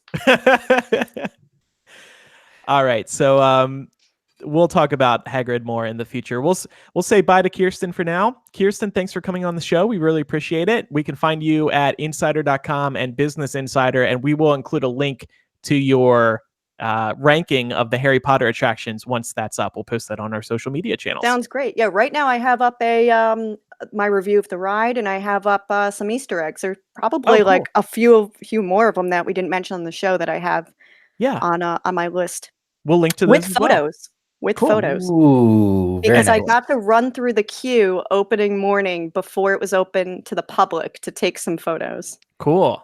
Nice stuff. Yeah. Yeah. All Well, right. thanks Thank you, again for Kirsten. having me. Yeah. All right. All right. So let's have you stop recording, and then you can do file export as, and then audio only, and then just send me that file. Sounds great. Thanks, Cool. guys. All right. Thank you. All right. Talk Bye. to you later. Bye. Bye. All right. So this did end up taking more time than we thought talking about Hagrid, which is great. We've had a lot of fun talking about it. So we'll push these voicemails and emails to a forthcoming episode of the show. Do want to also mention that the album art is going out, right, Eric? It's all in out. the mail now. It's Yeah. all in the mail. It's been coming into people's inboxes really fast. People are sharing their photos on social media of the album art. Thank you to everybody who is sharing the photo. Please tweet us, hit us up on Instagram, Facebook, email whenever you receive yours. We want to know that you received it. Yeah, it's already arrived in places like Scotland. So How that's did it great. get over there so Dang. quick? Well, I did international first, so I shipped that out maybe Monday, and by Friday it had arrived. So that's It's still like crazy. a 5-day turnaround for international when it's just we just put a global stamp on it. Mhm. Is really impressive. So Yeah. I guess it must just be a slow mail time around the Maybe. world. Yeah. And it's not too late to receive signed album art of your own. You have until July 31st, Harry and J.K. Rowling's birthday, to pledge and receive album art. So visit patreon.com/mugglecast. This is a limited time benefit, so make sure you pledge as soon as possible. We Yeah. also have, before we play Quizzitch, we have one more sponsor this week. The Wizarding World figurine collection from Eagle Moss Hero Collector. These are officially authorized by Warner Brothers Entertainment, and a slew of Harry Potter and Fantastic Beasts figurines are available. From Harry and Hermione to Newt and Queenie to Fawkes and the Occamy, every figurine has been sculpted in a classic movie pose at 1/16 scale.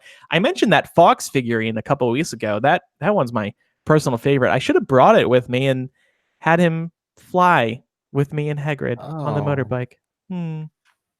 The Wizarding World figurine collection lets you dress up your Harry Potter shelves with landscapes of your favorite characters. These will be beautiful additions to your displays. I have a guest bedroom in my condo, and I've got a collection of them on a shelf to remind people who stay with me that, yes, I am obsessed with Harry Potter.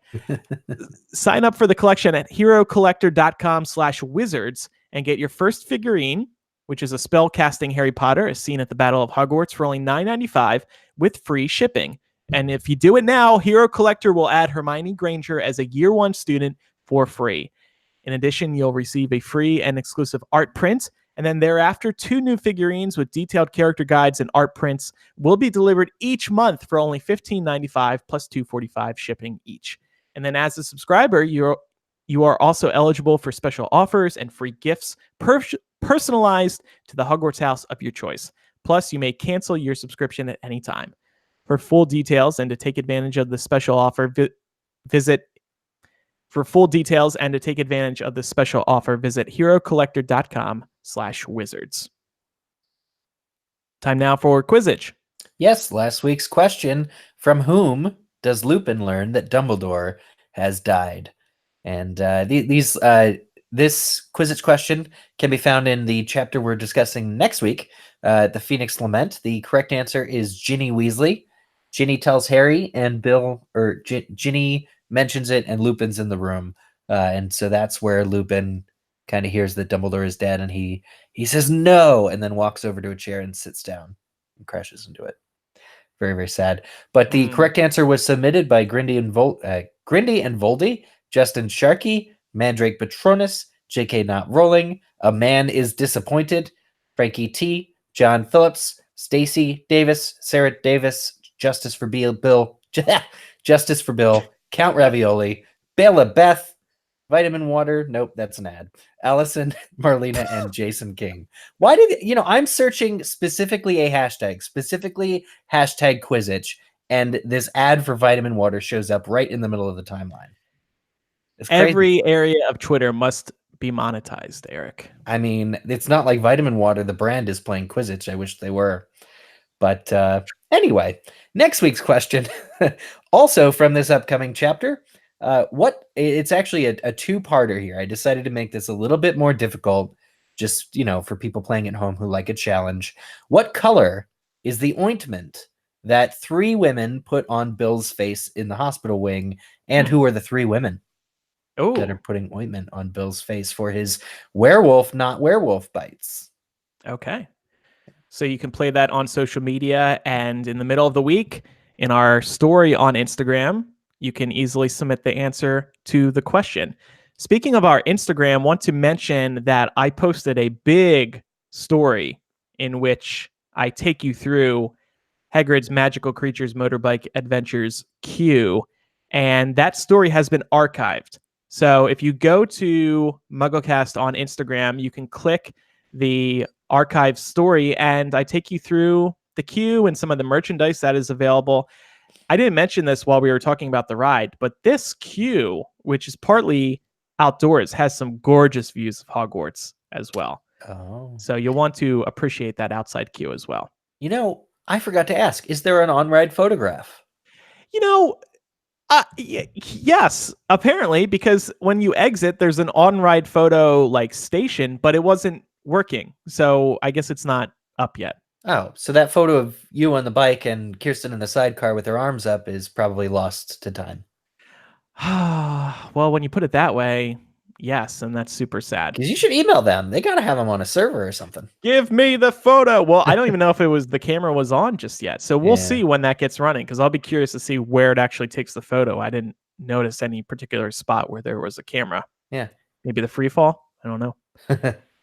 Anyway, we also have a new bonus MuggleCast going up this week on Patreon, and your support helps keep this show running. You'll receive instant access to installments of bonus MuggleCast, early access to our show via a weekly live stream, and MuggleCast throwbacks. And speaking of throwbacks, we're getting ready to launch a new feature on social media and here on the podcast, and patrons will be getting a first look at that new throwback feature this week.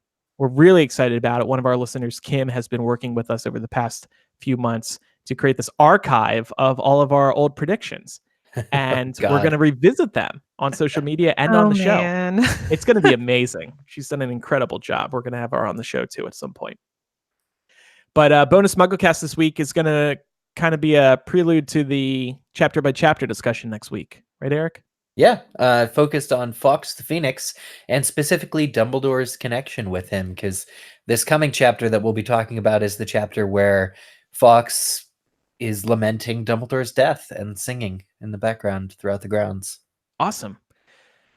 Thanks. If you have any feedback about this week's show, mugglecast@gmail.com is how you can email us or call us 1-920-368-4453. Also, don't forget to follow us on social media. Our username is MuggleCast on Twitter, Facebook, and Instagram, and you'll stay up to date on show developments, and you'll receive show clips and more. Thanks, everybody, for listening. I'm Andrew. I'm Eric. And I'm Laura. See everybody next time. Goodbye. Bye. I'm exhausted. I know. No, Well, that was a really good discussion though. Oh, good. Yeah, I'm glad that we just kind of let it flow. Yeah, me too. Yeah. I initially thought that it was only going to take like a half hour, but yeah, I agree. It was a good discussion. I'm glad we let it Yeah. breathe. No, there was a lot to say. All right, so let's do this bonus MuggleCast. And I know you have a hard out at 11, Laura. You said Yeah. couple minutes Mhm. before 11. Okay. go like 30 minutes. Cool. Yeah, I like that. I can lead the discussion if you guys want. Yeah. of course. Yeah, it's yours. All right. Although you've read His Dark Materials, right, Laura? I have. Yeah, because you rave about it often. I think you bring it Mhm. up. I so- actually, fun fact, my senior thesis in undergrad, I did a comparison of Harry Potter and His Dark Materials Oh. Okay. as like inverted Christ narratives of each other. Anyway, Well, that's really fascinating. yeah, it was fun. Cool. Everybody still recording?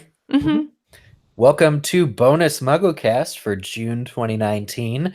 We're here to prelude, we're gathered here, all solemn, to prelude the Phoenix Lament chapter in Half-Blood Prince, which we'll be talking about shortly on MuggleCast itself. But You know, there's so much that happens in that chapter with Harry and the rest of the Order members tending to Bill, kind of figuring out what's going on, what they're going to do next for Hogwarts, that I knew we wouldn't have as much time to talk about Fawkes, who's, named, the chapter's named after, the Phoenix Lament. So I wanted to talk about Fawkes, the Phoenix, and his connection to Dumbledore and really kind of analyze it, because we have not really talked about it, I guess, recently on the show. Yeah. Yeah. So anyway, this is oh yeah, I already have that. So we have a couple of quotes here that I pulled, and I kind of broke the discussion into two parts. Part one, what is Fawkes? Right? He's a Phoenix. What's Fawkes? Why is Fawkes? Where is Fawkes? Kind of like Gamora in the what is it? One of the Avengers movies where anyway, the first excerpt here. Why is Gamora? That's, you guys know what I'm talking about, right? Yeah. Okay. Half-Blood Prince, page 614. Somewhere out in the darkness, a phoenix was singing in a way Harry had never heard before.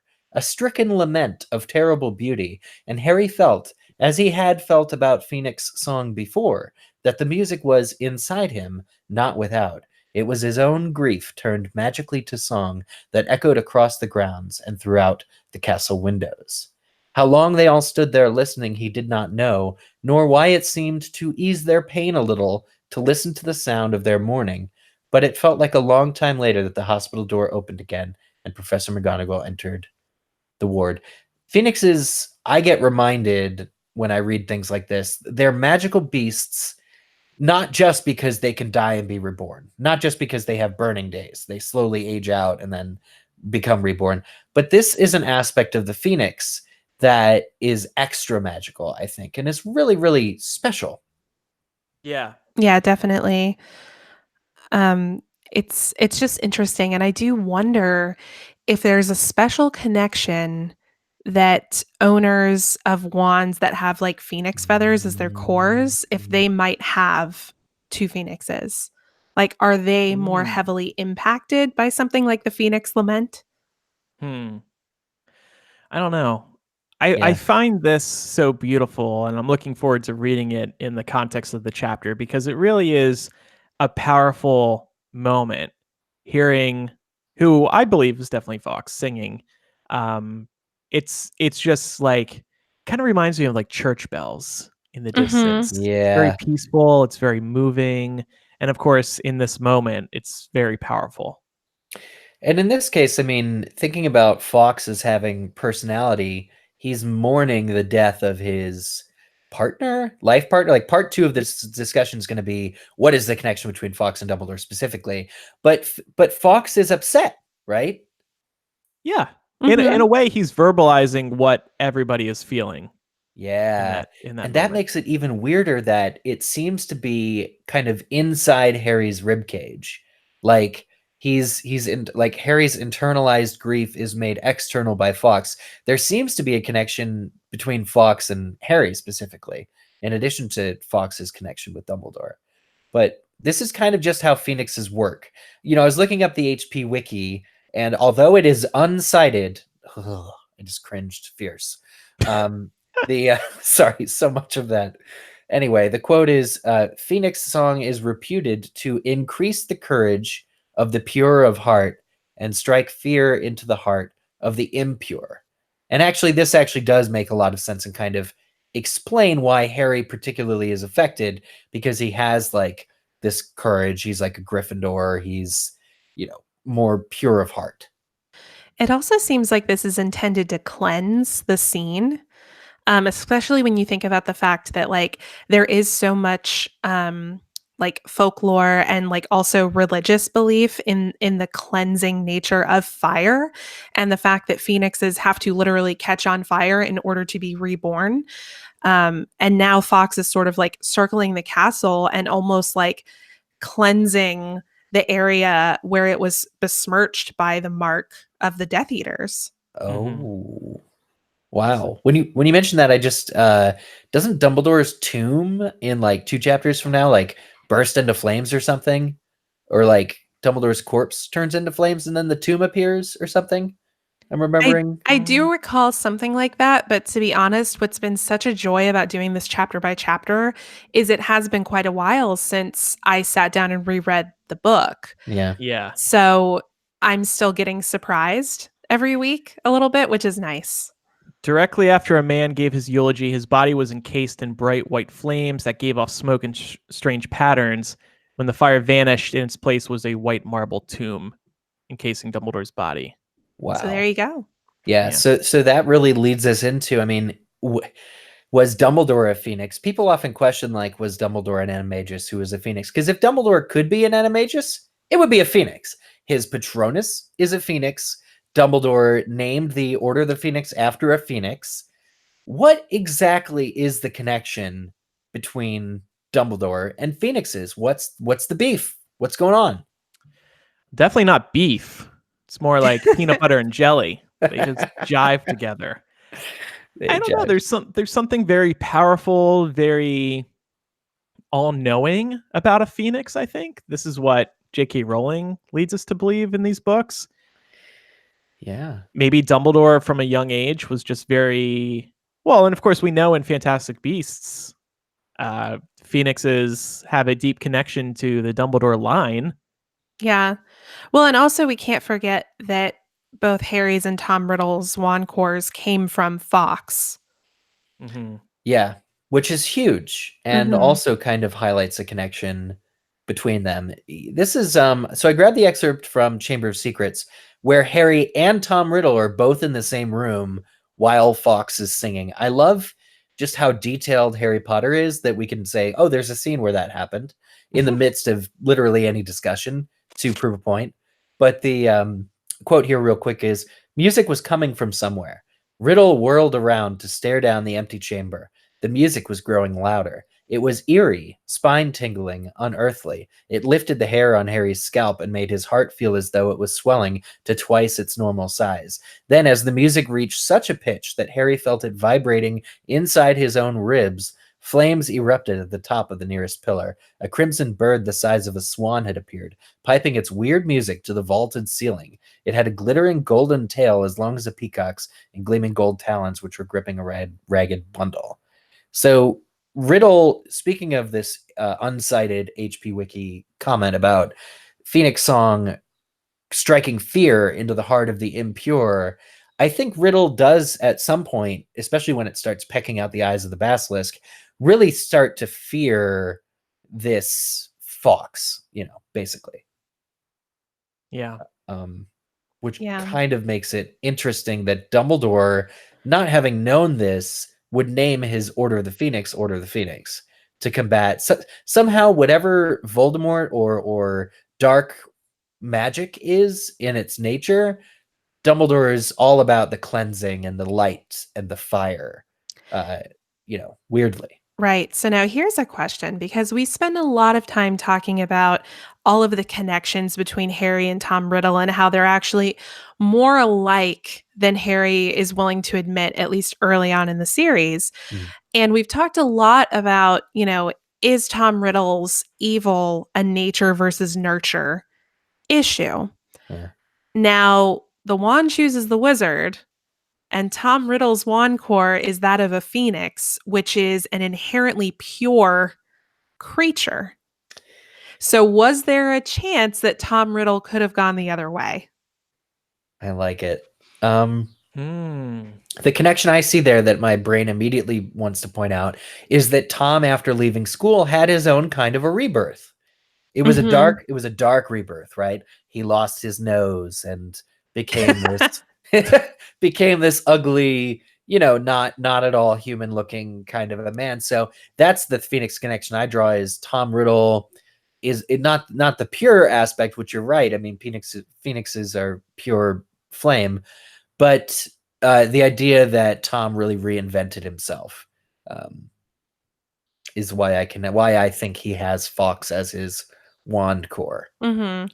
Well, I think he ultimately serves as an inversion of Harry and sort of like, the unnatural things that happen to your body and your soul as a result of not sort of living up to your potential in a positive way. Yeah. You know, as you Yeah. said, he's like disfigured.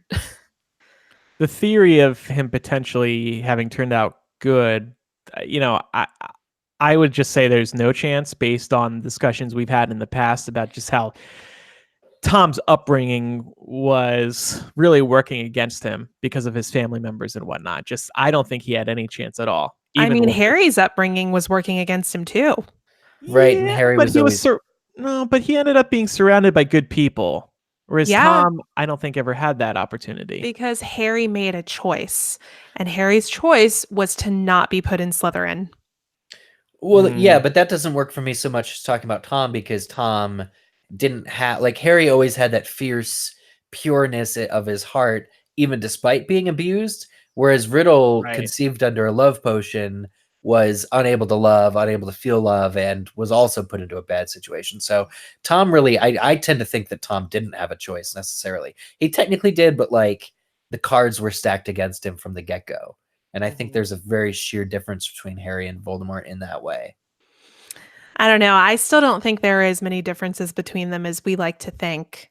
Well, I think And- it's fascinating to talk about that. Yeah. Mhm. But I also don't want to divert from your discussion. So let's Okay. continue. Yeah. So back, what happens in this chapter is, Dumbledore has just left this plane of existence, and Fawkes is leaving too. The quote is, Harry doubted that he would ever feel curious again. As he lay there, he became aware suddenly that the grounds were silent. Fawkes had stopped singing, and he knew, without knowing how he knew it, that the Phoenix had gone, had left Hogwarts for good, just as Dumbledore had left the school, had left the world, had left Harry. Fawkes and Dumbledore are intrinsically connected. Now, Fantastic Beasts: Crimes of Grindelwald made it even weirder. But and it kind of makes it seem like Dumbledore's, like, members of Dumbledore's family who have had a Phoenix come to them. Dumbledore tells the story of his grandfather, who the Phoenix was said to take flight the day his grandfather died. We know the same thing now happens with Dumbledore. They have like a life bond, like a pair Mhm. bond or something Mhm. together. Yeah. And I just thought that was something so beautiful. Although not, if not explained necessarily. Like, we don't see Fawkes again in the Harry Potter books. So Yeah, where did he go?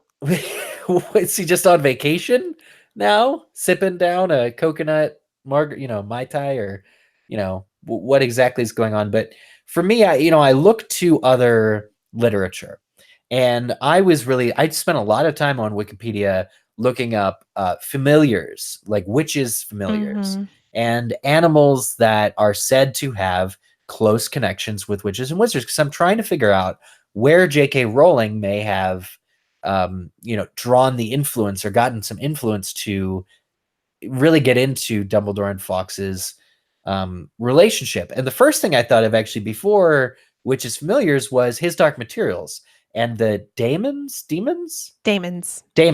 So, Laura, I know you wrote the book on His Dark Materials, or at least an extensive paper.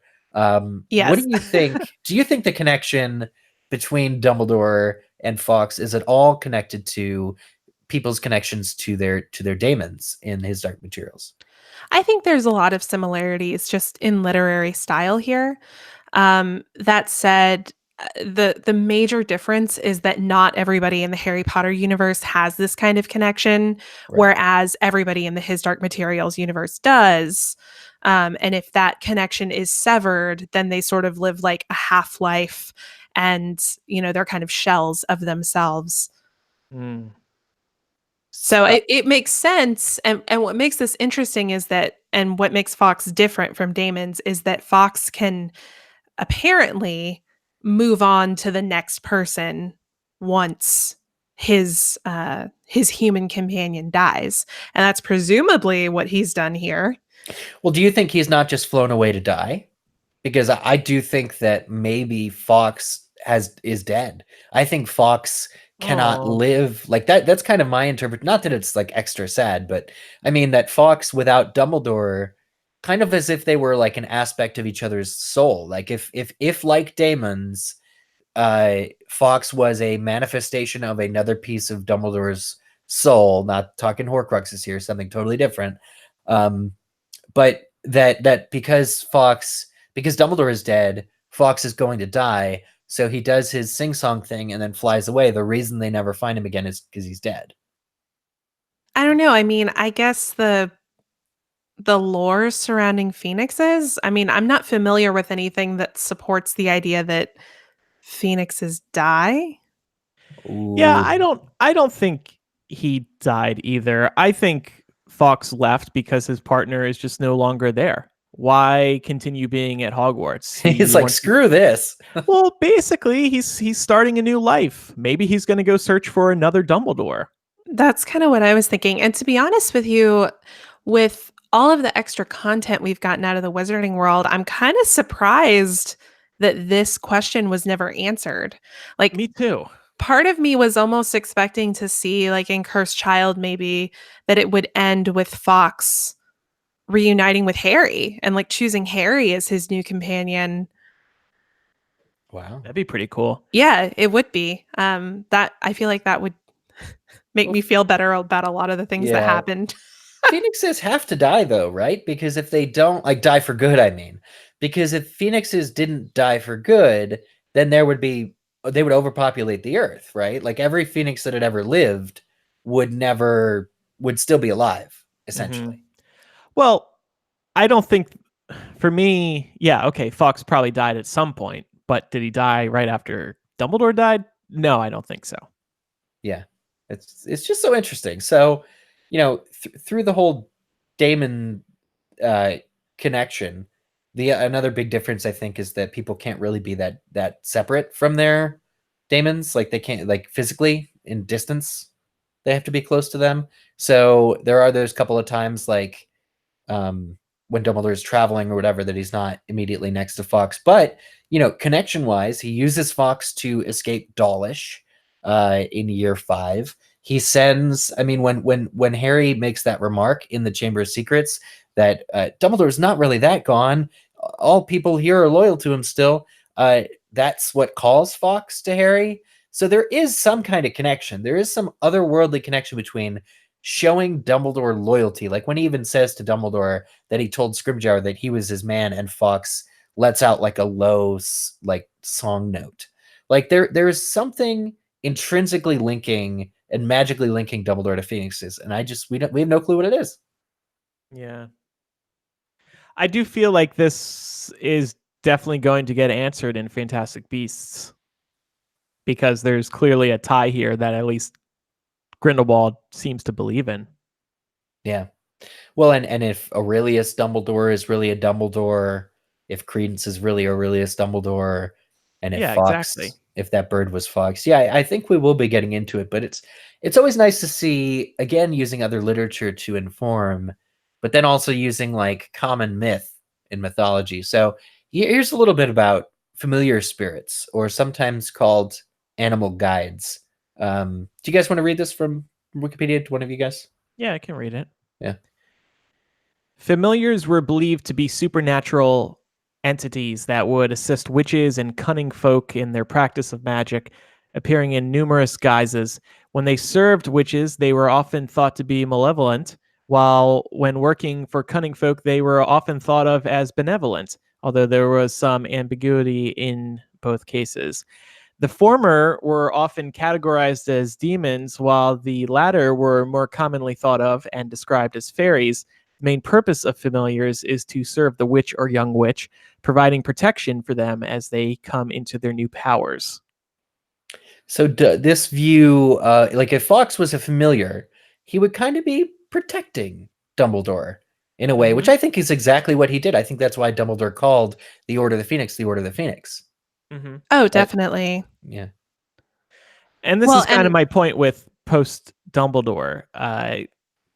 Fawkes would just go on to be a companion to another Dumbledore. Yeah, Right. so I've been doing some reading, and it's why I've fallen silent here for a moment, but I was just looking up, like, can a phoenix be permanently killed?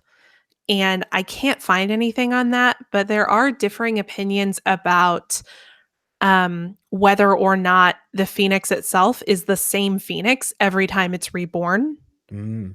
So some say that yes, it is. Others say no, the phoenix is just born from its predecessor's ashes and it's a different entity. Hmm. Well, in that case, probably multiple entities served Dumbledore then. Mhm. Because actually, I forgot about We know this. at least one, right? Yeah, because yeah. in the ministry scene in book 5, Fawkes swallows a killing curse. He like flies in front of Dumbledore and eats the curse, and then bursts into flame, and then later on is fine, or reborn. But then also in Chamber of Secrets, I guess you were saying too. Like, Right. Yeah. Harry actually watches him just burst into flames in Dumbledore's office. one of the best parts of the movie, I think. Yes. Hmm. So, and then this other thing, so throughout history, obviously there have been different interpretations and nobody knows that familiars exist completely, but familiars were sometimes referred to as doppelgangers or alter egos. It's a personal demon, a personal totem, or a spirit companion. It's the alter ego of an individual. It doesn't look like the individual concerned. Even though it may have an independent life on its own, it remains closely linked to the individual. The familiar spirit can be an animal.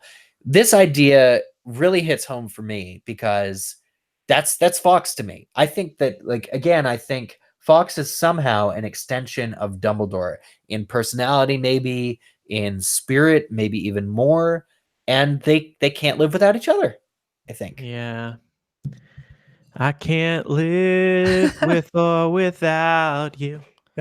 Yeah, no, Yeah. I I think mean, this definition also fits into the daemons from his Dark Materials. Mm. The big difference I see between Fawkes and those, though, is that for the most part, daemons in his Dark Materials can't venture too far from their counterparts, Right. whereas it seems Mm. like Fawkes can. Mhm. Oh yeah, there's multiple times throughout the Harry Potter books where they are Right. absolutely separate. Yeah. So yeah, finally here, there's just a few historical accounts of when familiars would and wouldn't have appeared to their witch or wizard companions, which I think goes more with what we know about Fawkes and the Dumbledore family myth. But the first occasion is that the spirit spontaneously appears in front of the individual while they're going about their daily activities, either in their home or outdoors or somewhere.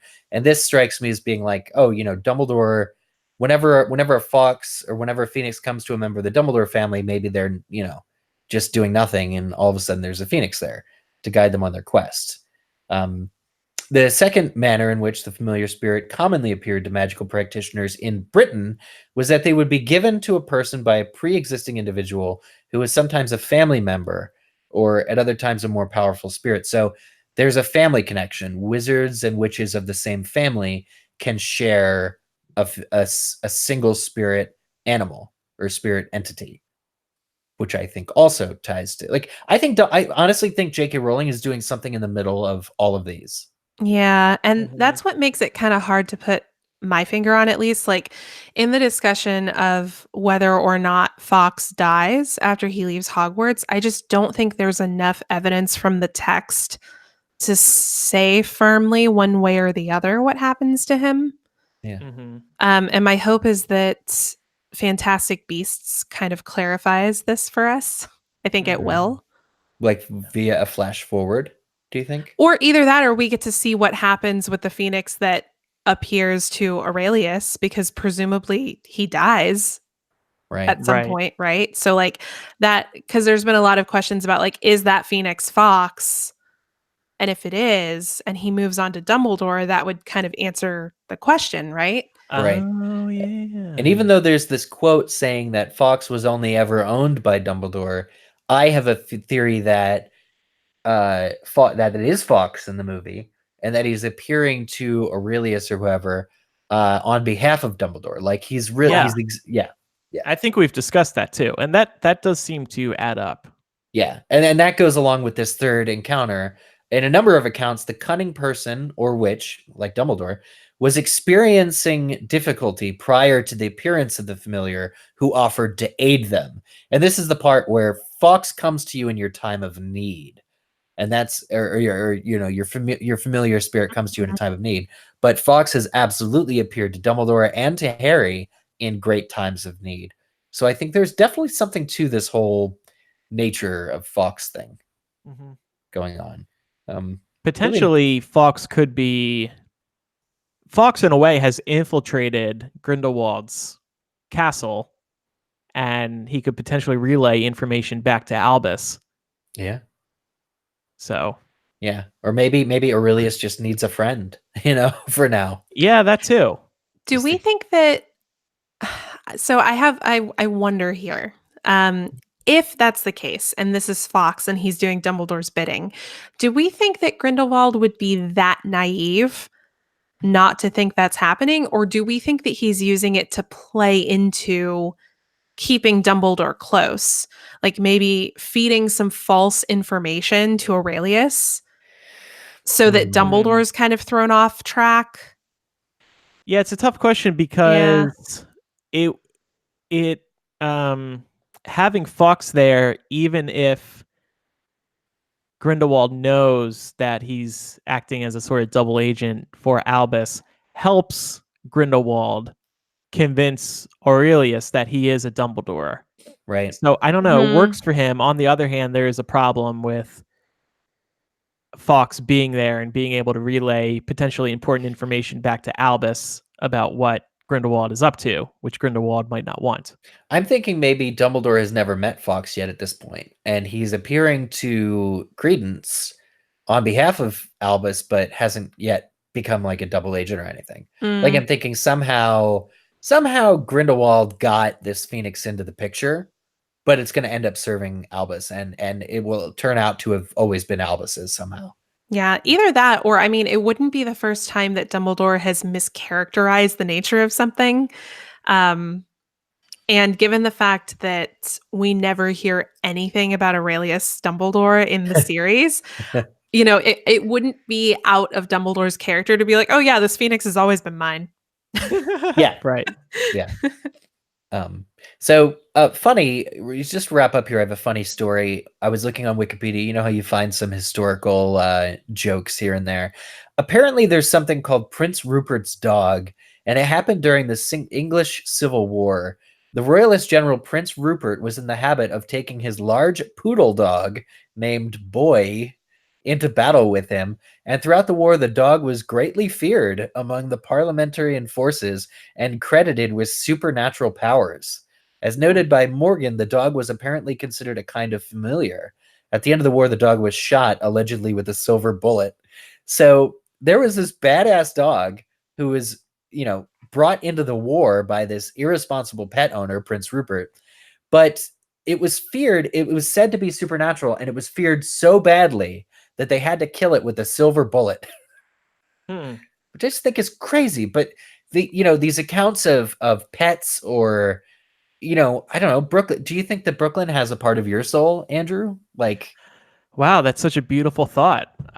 Maybe, yeah. I think so.